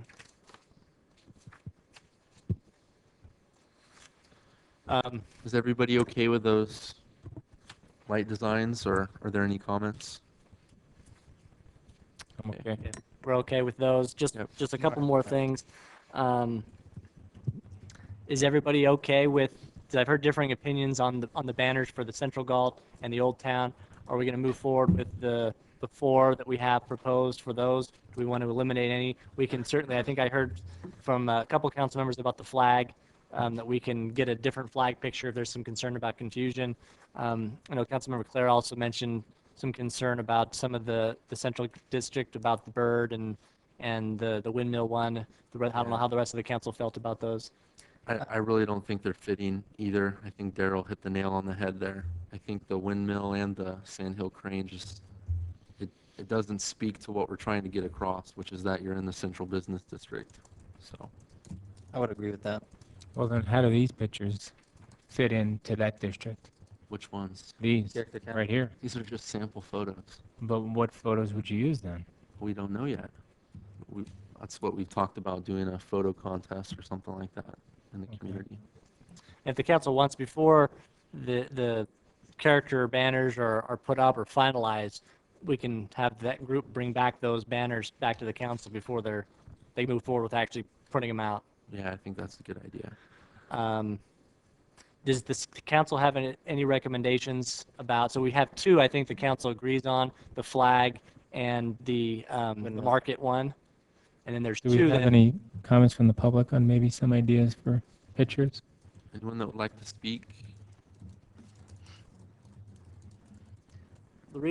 I guess the reason why we chose the bird, obviously, is we wanted to try to choose images that we thought played well outside the community, that we were known for, the Cosumnes River Preserve, the Bird Festival, and so forth, and then trying to pay homage to the agricultural heritage or roots of the community. And the While bird- it may not fit in, with the business district. But it still- is designed, the bird is designed to bring in business and tourism to Galt, Right. so it is business related. I just think that picture of the bird wasn't really clear. I like the Maybe- idea of the Maybe a bird. better picture. Yeah. Kathleen? Yeah, there might be better pictures we could do of the bird. My name's Kathleen Amos. I'm from the city. I live in the city, and I am a business owner in the downtown area that we're talking about. But one of my suggestions is, Barbara, I think, mentioned the idea of using our Olympic gold medalist as, giving her some credit as part of this project. And one idea, I'm aware that there are 2 gyms in the downtown Central Galt area. So you might be able to, that might be a tie-in with the Central Business District, because both of the gyms in town are right there in the Central Galt area, right off C Street. So that might be an idea, a way to use the Olympic, the 5 rings and maybe a picture of Stephanie throwing the discus or something like that, because we do have the 2 gyms down there where people do lift weights. And actually, if you count Curves, there's 3 fitness places downtown. Curves has moved. Oh, has it? Yeah, Okay. they're over by Squeeze In or Oh, whatever it okay. is. Okay. But that's just an idea. Okay. Thank you. Thank you. Anyone else that would like to speak? I think I saw an arm raised in the back.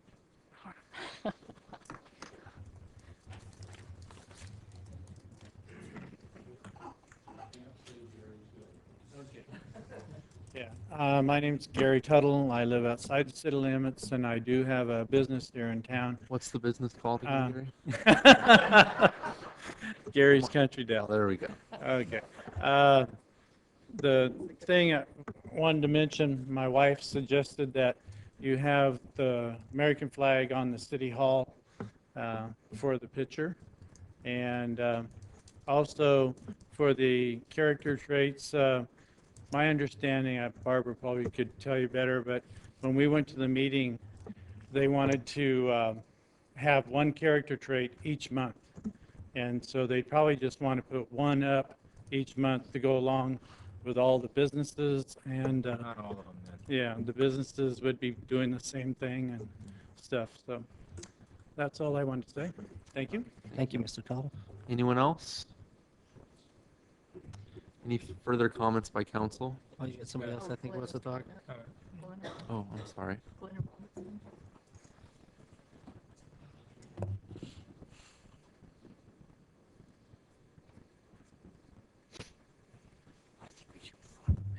Good evening. My name is Glenna Robinson, and I live in Galt. And I'm the publicity chairperson for the Community of Character Coalition. And I'm very interested in the banners. I'm going to be speaking to the Rotarians and on Friday to try to get their interest. We have the Kiwanis also who want to participate. So it isn't just the businesses that would sponsor a banner, although I'm sure there are many that would. And you know, if you wouldn't want them in the Central District or the Old Town, the youngsters are really involved with the Community of Character projects.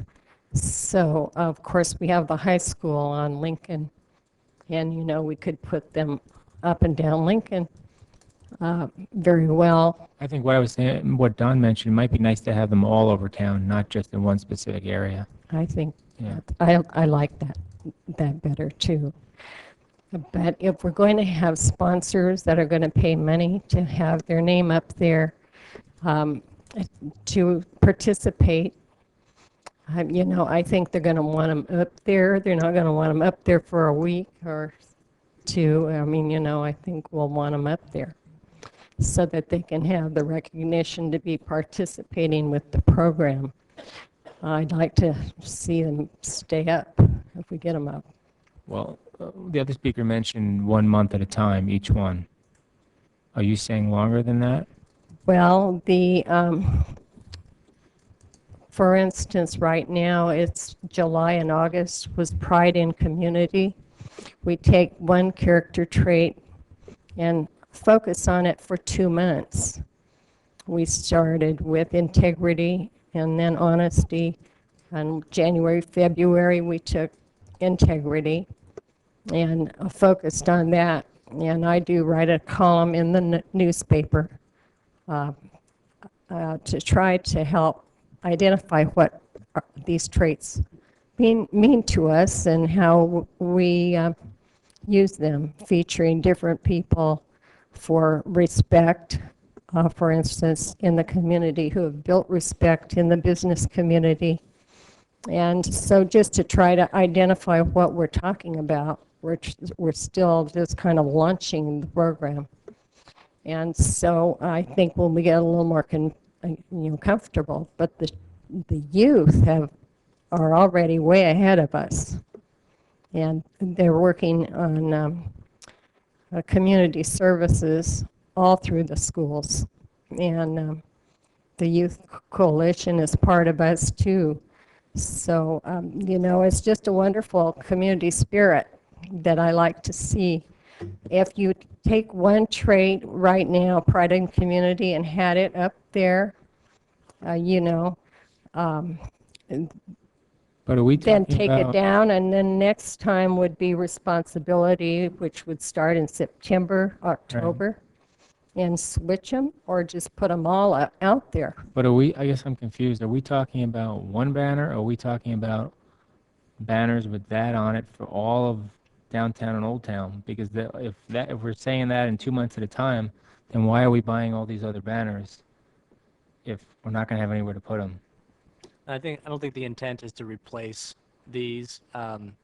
There's a couple different ways you can do it. You can intersperse them with these, or you can have them at certain times where you keep them up for limited periods of time, or we can look at adding some banner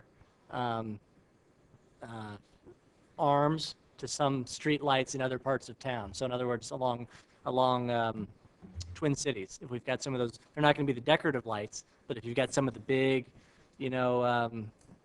metal poles that are out there, most of them you can buy attachments for banners, and we could hang them in other places around City Hall or down Lincoln closer to the high school, as was suggested. You're not going to have, there's not as many as you have on Lincoln and Old Town, because they're spaced much closer together in those areas. But if the council wants, that's another option we can look at. So you could put those not in the exact same locations, but you could keep them up. It just sounds like, though, before these businesses make purchases for the banners, we're going to have some pretty definitive rules on what's going to happen with those banners. 'Cause Right. they're paying money to be on I'd those kind of like banners. to know what to tell the Rotarians on Friday. Also, what kind of a cost could they expect, it to be? I haven't got a clue what they're going to cost to sponsor one. Does anybody know? I think the banners, they were around 150 per banner, but your thought process got Is that on front both and back, sides? front and back. Front and back would be 150? Yep. Pretty good. But if you don't mind me interjecting, I'm a Rotary member too, and I think a campaign like this can go far beyond just the banners, because I was thinking you locally could get PSAs to talk about people in the community that have these qualities. So you can get TV, radio, and newspapers to write stories for it. Get someone to document the PSAs, which are basically free to the community. So there's no cost in addition to the banners if you can rally the support of your media, which I think could be really strong for your campaign.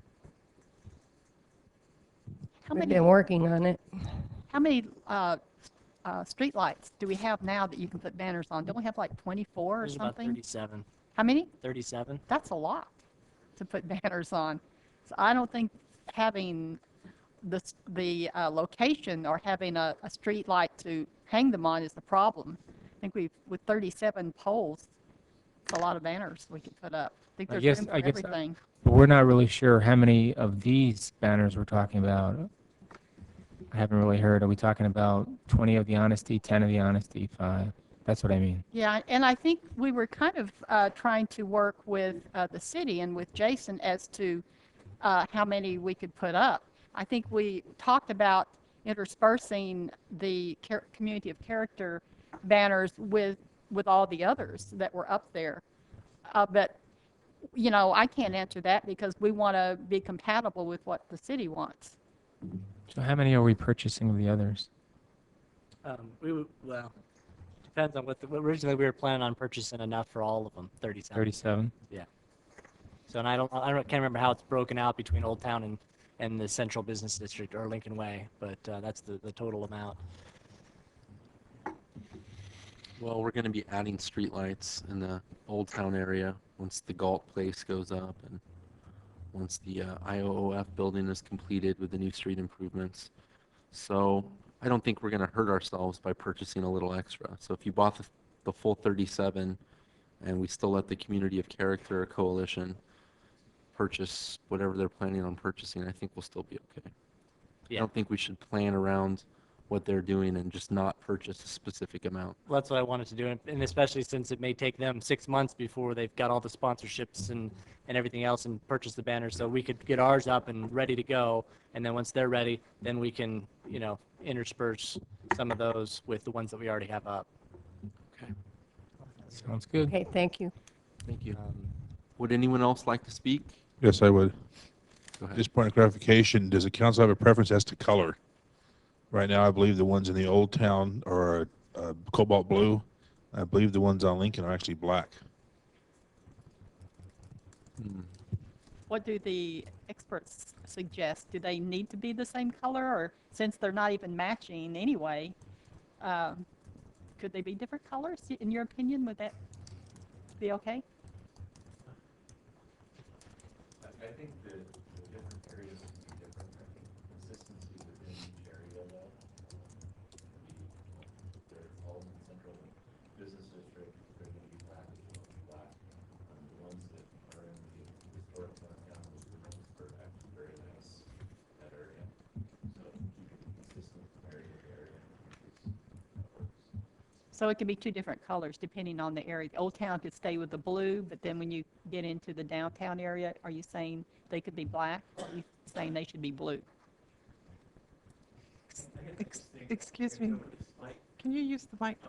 Thanks. I'm going to go with this light. They should all be the same color.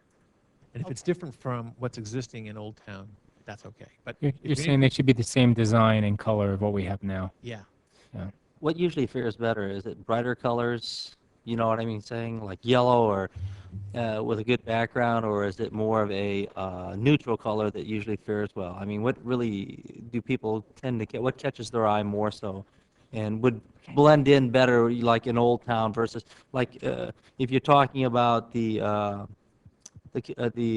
Lincoln Way for the businesses? Would it be more practical to have a brighter color and a more neutral color in the Old Town? I mean, for the banners, yeah.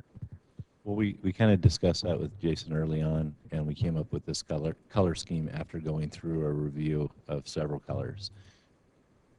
The brightness of these definitely sets them off from the landscape that they're in. Okay.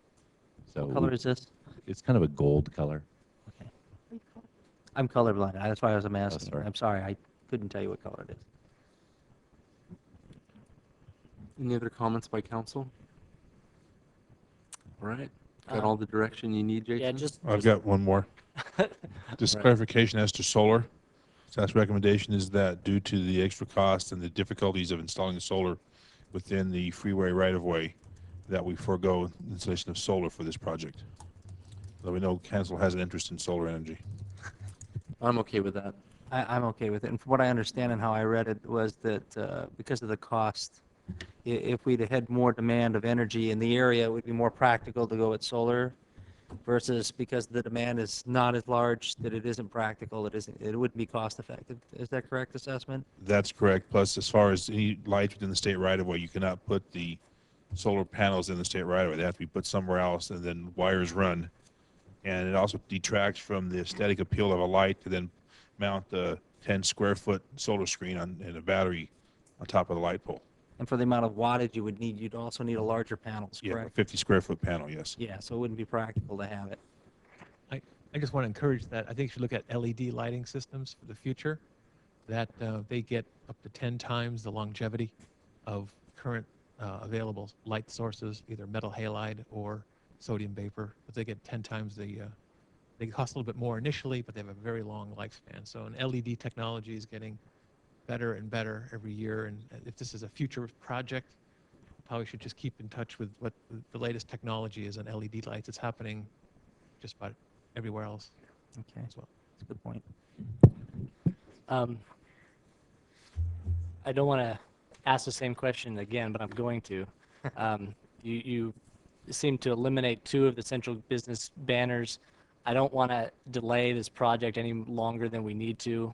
I'd like to be able to move forward with purchasing the banners. There's some direction on council, either just moving forward with the 2 that we have in the central business and interspersing those 2 throughout that district, or if there are suggestions about alternative photos if you're not comfortable with the bird and the country theme. I think I think the bird is nice, and I think it will really grow on people, especially with our bird festival every year. I think it's nice to get a little change there. I think we should keep all four. I think the bird idea is a good idea. I don't know that I'm comfortable with the picture that we have. Maybe if we could find an alternative picture, Sure. I might be okay, but I do definitely agree that the windmill doesn't fit in. It doesn't, you know what I'm saying? So I would look for an alternative solution for We that. could move forward with 3 banners down there too. You know, there's nothing to say you have to have 4. So you're just gonna make sure that you pick a really good bird picture that we're all gonna like? There's I'll email it. thousands of them out there. I'll email it to you. Okay. And the flag picture, you're still gonna, We'll get a new flag picture. yeah, I'm okay with that. And I have seen some of the banners with flags on them that look really nice, but they're larger. You might want to look at one of those alternatives where the flag stands out a little bit more. Okay. You can't fill in another picture for that fourth one and let staff decide. We can if the council's comfortable with it. I'm happy with that. Yeah, I'm happy with that. I'm okay with that. Okay.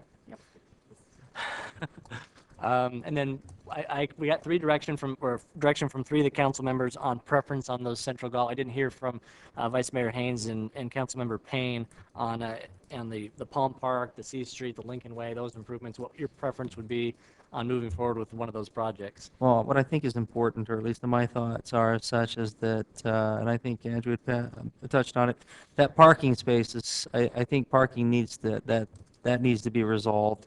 So I think the Lincoln Way improvements would be important, and the Palm Park, because they both address those issues of parking. So that would be my suggestions, to do those two. In addition to that, they're the least costly of the projects, so they might be easier to accomplish in a shorter period of time. Barbara? Actually, I agree. I think we should do something about the parking problem on Lincoln Way. I think that's the main priority. I've always wanted to see the railroad property improved, so I would agree with Councilmember Vice Mayor Haynes. And I do like the name Palm Park. I do like that. I want to say that. It sounds like we don't have agreement on. Well, I think we had 3 of us that ranked C Street as the #1 Did Daryl priority. say C Street? No, Yeah. I thought Daryl said Palm Park #1. Did he? Yes. Yeah, he did. Yeah. Yeah, I'm not opposed to C Street. I just think, and if one excludes the other, I don't know if you might have some park money, Quimby type funds that somehow can help Palm Park, but I think completing that basic 2-block area would be beneficial. The only problem with the park, Daryl, is getting the railroad to agree, and you know how hard that is. Well, if we can't, we can't, but I'd hate to give up. We actually did have an agreement with the railroad at one time where they would let us landscape and maintain that area. We want to buy it. Well, it sounds like the 3 preferences really are C Street, Lincoln Way, and Palm Park. So we can at least helps us narrow it down, and we can move forward with those 3 once we have some funding that's available, and we can get some better cost estimates, and then maybe at that point move forward with one or the other, depending on negotiations with the railroad and some other things. But at least that provides us with some direction on preference. Does that include, when you say Lincoln Way, does that include that parking lot? Yes. Okay. I think Good, Palm thank you. Park All is right. also important because Galt Place is scheduled to be done, 2009? It was 11. 10 or 11. 2011? Okay. It's at least 10. Oh, 2010? Yeah. Okay. All right, at this time, we'll adjourn and reconvene to the Galt City Council. City Clerk's report. Just a couple reminders. First, I want to say again, next Wednesday night, Galt Community Park, 7 p.m. for the celebration for Stephanie Brown Tratton. The Beautification Committee meeting will be held August 21st in the City Hall Community Room at 3:30. On August 28th, the Commission on Aging meeting at 5:15 in the California Room. The Youth Committee meeting was canceled. And just a reminder to everybody, the city offices will be closed on September 1st in honor of Labor Day, and that takes us to our next council meeting. Thank you. Comments by staff. There are none. Comments by council. Vice Mayor Haynes. Well, actually, I didn't know where Councilwoman Payne had also put a issue up of regarding signs for dog leash requirements, the dog laws. but I had put in there asking for allocation of $500, but after speaking to Mr. Jeffries, our Recreations Director, it appears we can resolve it without needing any additional funding. Is that correct? Correct. That's what I did. Since the incident, people understand, happened around. At Greer Basin Park, I was able to absorb the sign costs in my current budget allocation. All right, that's good news. And you'll have those up by? It's up as we speak. Thank you, very It was good. put up yesterday. Good job, because I think you originally told me by the end of the week, so exceeding expectations, that's good character. Okay, and I got the verbiage from the police chief. Okay, thank you. Councilwoman Payne. Well, continuing with the discussion about the leash laws and animal control, this is in response to one of our citizens, actually two citizens. One, of course, was Greer Elementary School, where people have a tendency to take their dogs on a leash till they get to the school, and then they like to let them run. So the idea, which you've already taken action on, was to remind people with a sign they still have to be on a leash. Now, is that the only park that doesn't have a sign that reminds people to keep their dogs on leashes? I know the dog park is a separate thing, but just all of the parks. But you're going to eventually, over time, you're going to bring them in. Right. So you are planning to do Greer Elementary? Yes. Thing is, I know that a lot of laws are in ordinances or in the city ordinance. This specifically is in the county ordinance, but I'm coming to the point where at some parks I have up to 5 to 6 signs per park. So I hate to start for every law put a sign up, because then before you notice, with the exception of neon lights, we look like Las Vegas out there, and people won't take the time to read all the signage that we do have. You know, Boyce, you might think about taking down the I Love My Park signs, because that's kind of an inactive program now. So that'd be one less sign if you wanted to. The other citizens' complaint was actually they didn't have a good experience with the county as far as animal control. I think the way it is now, I have a contract with Sacramento County for animal control. And this particular person said that they when you call in, you get an answering machine that says press 1. If you have a barking dog, press 2. And so they played phone tag for a while, and then they were told that they would be given some forms to fill out about, in this case, it was a barking dog, a neighbor's dog. And the forms came a week later, and seemed like nothing happened, and they were told, and I'm reading this from someone's email, so it's secondhand, they were told they could even do a citizen's arrest, you know, with the neighbor that That's was. a lot of work. I'm just saying that's what they were advised by. County? Yes, and the big concern about this, and the reason why I'm taking up your time, is this elevated to the point where it was almost reached a point of violence between the neighbors. And I think the police were called out for fear of one neighbor attacking the other one over the dog. And I know that that can happen. And I think no matter where you live, part of your quality of life is to be able to have some peace and quiet, not deal with a neighbor's dog that is a nuisance. And I just pulled one of our old newspapers, and it seems like for about 5 days, we had 8 reports of barking dog complaints to the police department.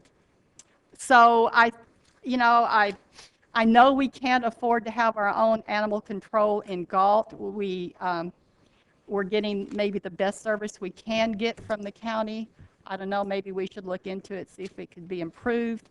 So I think my suggestion would be to do a little reminder, a little education to people that have dogs to be good citizens, keep their dogs on leashes, try to put something out. I think I discussed this with Ted Anderson, put something out in the newsletter reminding people of the laws that are in existence.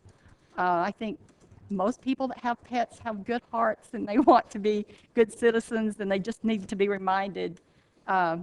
You to know do what that. might have helped in that situation is, I know the police don't want to go out for every dog call, but if they would have gone out and probably just talked to the person, could have been resolved and would have solved a lot of future problems.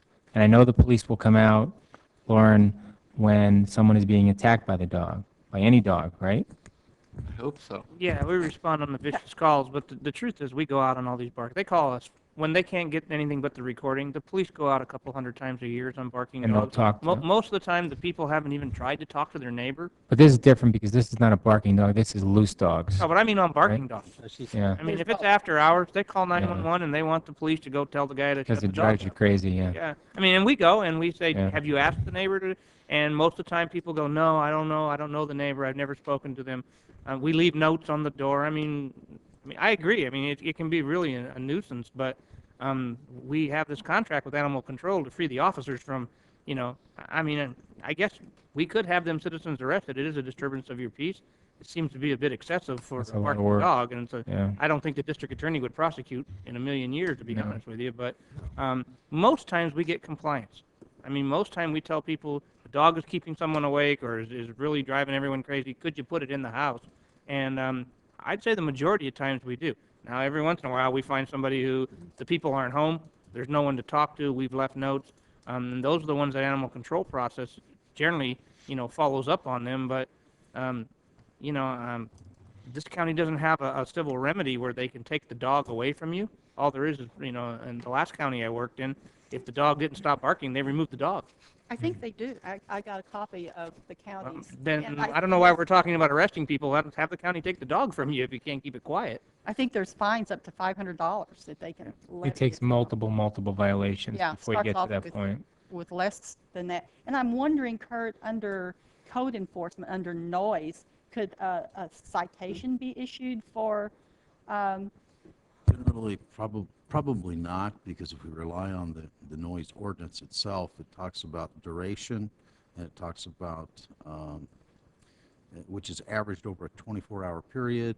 I mean, it's really for mechanical or construction or something along those lines. It's Yeah. not barking dogs. Yeah, the appropriate remedy is a disturbance of the peace. It's a criminal section, and that's the right one to do. But you have to have, knowledge that the person who owns the dog knows it's bothering somebody and refuses to do something about it. I mean, dogs do bark. If you're not home and you don't know it's barking, then it's pretty hard to prosecute someone for that. Once they've been notified, I think the dynamic starts to change. But we go out on a lot of these. I mean, we've had, last year we had about 230 barking dog calls, and this year so far we've got about 155. I mean, certainly I'd be not telling the truth to say these were a priority. They're, unless the dog is vicious, they're not a police priority, but we still go out and try to help make contact. this letter says, or this email says, it has been 4 months of steady barking and nothing really has happened except continued barking. Well, I won't repeat the rest of it. But, if you're listening to that for 4 months, it can affect your quality of life in Galt.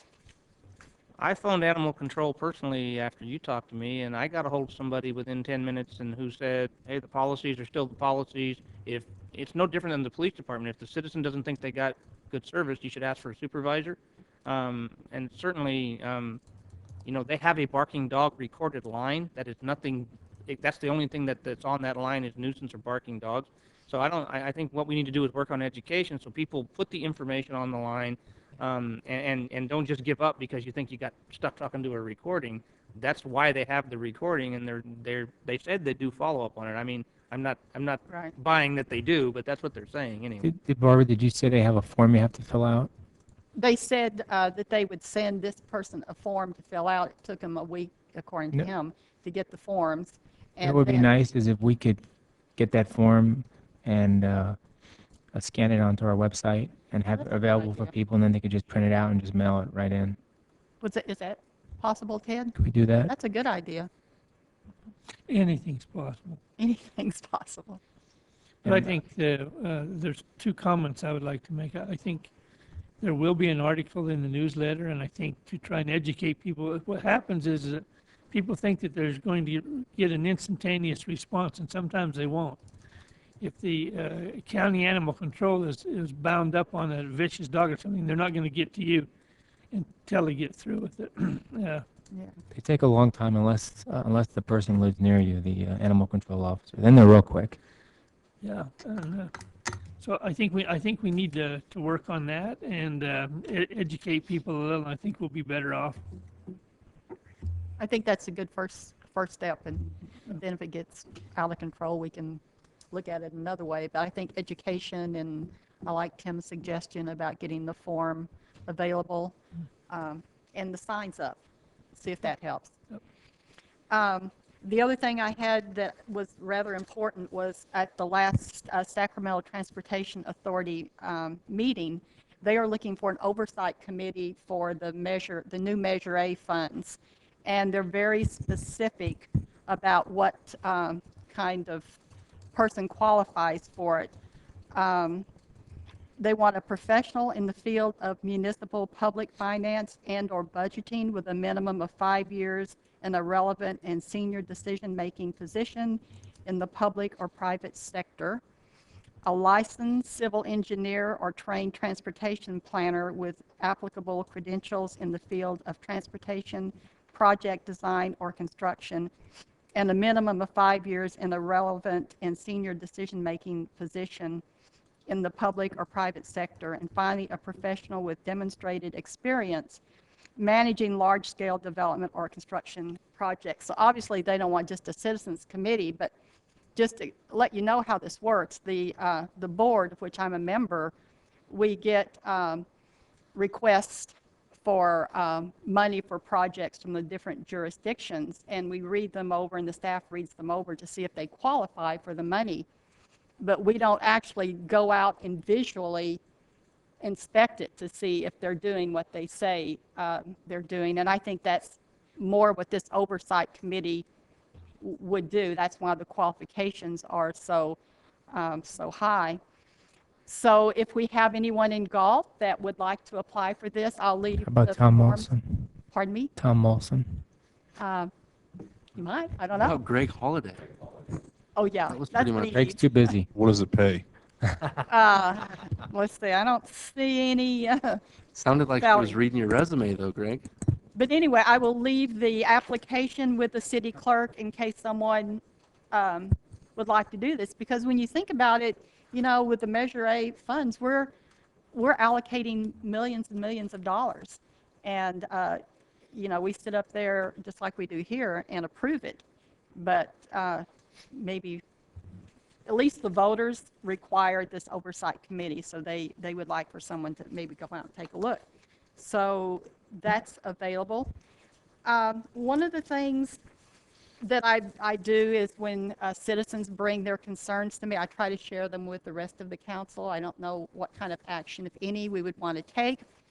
But this person felt very strongly about the plastic bags that we have at our grocery stores. We tell them to recycle, but then when we drive along the freeways, we see them blowing up against the fences, and according to Mr. Bell, and this is he's an engineer, they never dissolve, those plastic bags. This is one he brought me that is biodegradable. And again, I think we might approach this, if we want to, from an education point of view. Maybe put a feature in one of our newsletters, maybe not the next one, just informing people about the fact that the plastic bags that we're using in Galt, they're not biodegradable, and maybe the youth might pick this up as a project to encourage businesses to do something. So on behalf of the citizen, I will pass around this biodegradable bag. Tim, any comments? No, just you gave me an idea for the Winter Bird Festival of maybe reusable grocery bags that we could possibly sell at the Bird Festival. Yeah, it's a good idea. Yeah. And did I have anything else on my list? What? Calvinier. Oh, That was it. yeah. Fred Denier has a dairy out off of Calling, I believe. And I went to the dedication of the Dairy Manure Digester Project. And it doesn't sound so terrific, but it was very interesting. And he can produce, he and the help of his cows, can produce enough energy to provide electricity power for the whole dairy and then sell some back to SMUD. And at the dedication, they had, SMUD was a big sponsor, one of the universities, I think several government agencies. And just like we're proud of our Olympic gold medal winner, I think we should be proud of this project. I think it's, you know, something that's happening in Galt or around Galt. So I just wanted to mention that. That's wonderful. Yeah. I wish I could have gone. It was very good. Wish you could have been there too. We need some. The other thing that I don't think is on my list, but I'm just going to mention it just because I think it's important that we keep an eye on what's going on. They had a meeting here at the Littleton regarding the peripheral canal, dealing with the problems at the Delta. And I talked to Don Natoli there, and I said, you know, I don't really understand how this can affect Galt. And he says, yeah, it can eventually affect us. His big concern, and I'm quoting him because I had to ask our engineer to explain it to me, was with the conveyance and the storage of the water, that because we are on groundwater, it could eventually affect us, not to mention the environment. And, you know, here's an article about it. Greg had one of his staff members attend, and I was glad to see him there just because water is such a valuable resource. And Southern California would like to have more and more of it, which is part of what they're trying to do. And of course, we have to look at the big picture. We have to think about our neighbors, but we have to worry about our community too. So I think that it is something that we will want to just keep an eye on, see what they're planning to do by conveying the water from the Delta area to the south. I think I've covered everything I could possibly cover. Thank you for listening. Thank you. Councilman Clare? Yeah, I would agree with Barbara's last comments about the peripheral canal. Oddly enough, that was probably the first political/community thing I ever got involved in. In junior college, I was a member of the Sierra Club and what they called a monitor, which the job was to attend meetings on those type of things and just collect handouts and notes and other things. And the peripheral canal, I think this is the second time it's come back since that time, and definitely people should be paying attention to what that would really mean throughout the state and specifically to our area. On a different note, I can't remember if I mentioned it the last meeting or not, but at STACOG, I've just been appointed the vice chair of the Climate Change and the Air Quality District or committee, and so again, I'll keep reporting as we progress some of the areas there. And of course, one of the main focus areas has been state legislation, especially that relative to the implementation of AB 32. So I'll keep you in touch on that. That's it. All right. Councilman Roboy. Okay, if you check out our website, you can check out grid number 17 in the city, and you'll see the crime stats for that grid. Question for Boyce. I drove by the dog park, and there was yellow tape everywhere. Is that the project that you told us about, that you gave us a memo on? Was it in the playground area? Yeah. Yeah, well, what we're doing, we're replacing the DG that was between the playground areas with stamped concrete. Okay, great. And then our city attorney gave us a legal opinion on political action committees' compliance with city campaign ordinances. And for me, this is one of the most important legal opinions I've ever read, because I'm the one that wrote the campaign finance ordinance. So, but the question to council and the attorney is, since this is a confidential memorandum, I want to have this released to the public. So what process do we go through to have that released? I can revise the memo to make it, make sure that it's appropriate for public release. Is that okay with council members? It's okay with me. Yep. I'm surprised that it's not available already. So am I.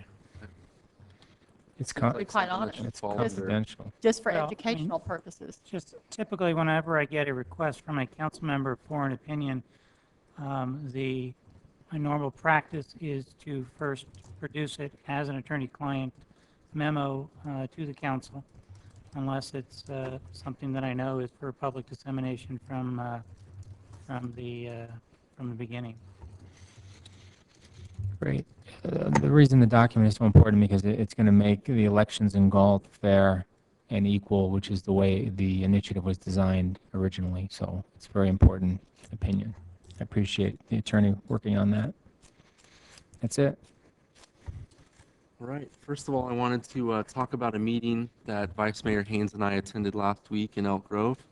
At the last meeting of council, there were representatives from the Elk Grove Coalition for Proper Planning that had invited the two of us to attend a meeting with Mayor Gary Davis and Vice Mayor Pat Hume. Mayor Gary Davis did not attend the meeting, but Vice Mayor Pat Hume did attend. And what we discussed in great detail was Elk Grove's expansion plans. We conveyed the message personally that we agreed upon as a council at our last meeting. And we also discussed reopening the discussions about the Greenbelt, and a proposal was made by Vice Mayor Hume to possibly look at a no-growth agreement and boundary lines for that no-growth agreement for the two cities to sign while we're waiting for the adoption of the Habitat Conservation Plan. So I'd like to request, I know this isn't on the agenda, but this was something that came up after the agenda was finalized. I'd like to request some staff time with Kurt to come up with a draft agreement that we could have the city of Galt review at a future city council meeting. Is that okay with the rest of the council? I'd be very happy to see us do it. For the city attorney too. What Yeah. about, have you consulted with Elk Grove about drafting it? Let them pay for it. Well,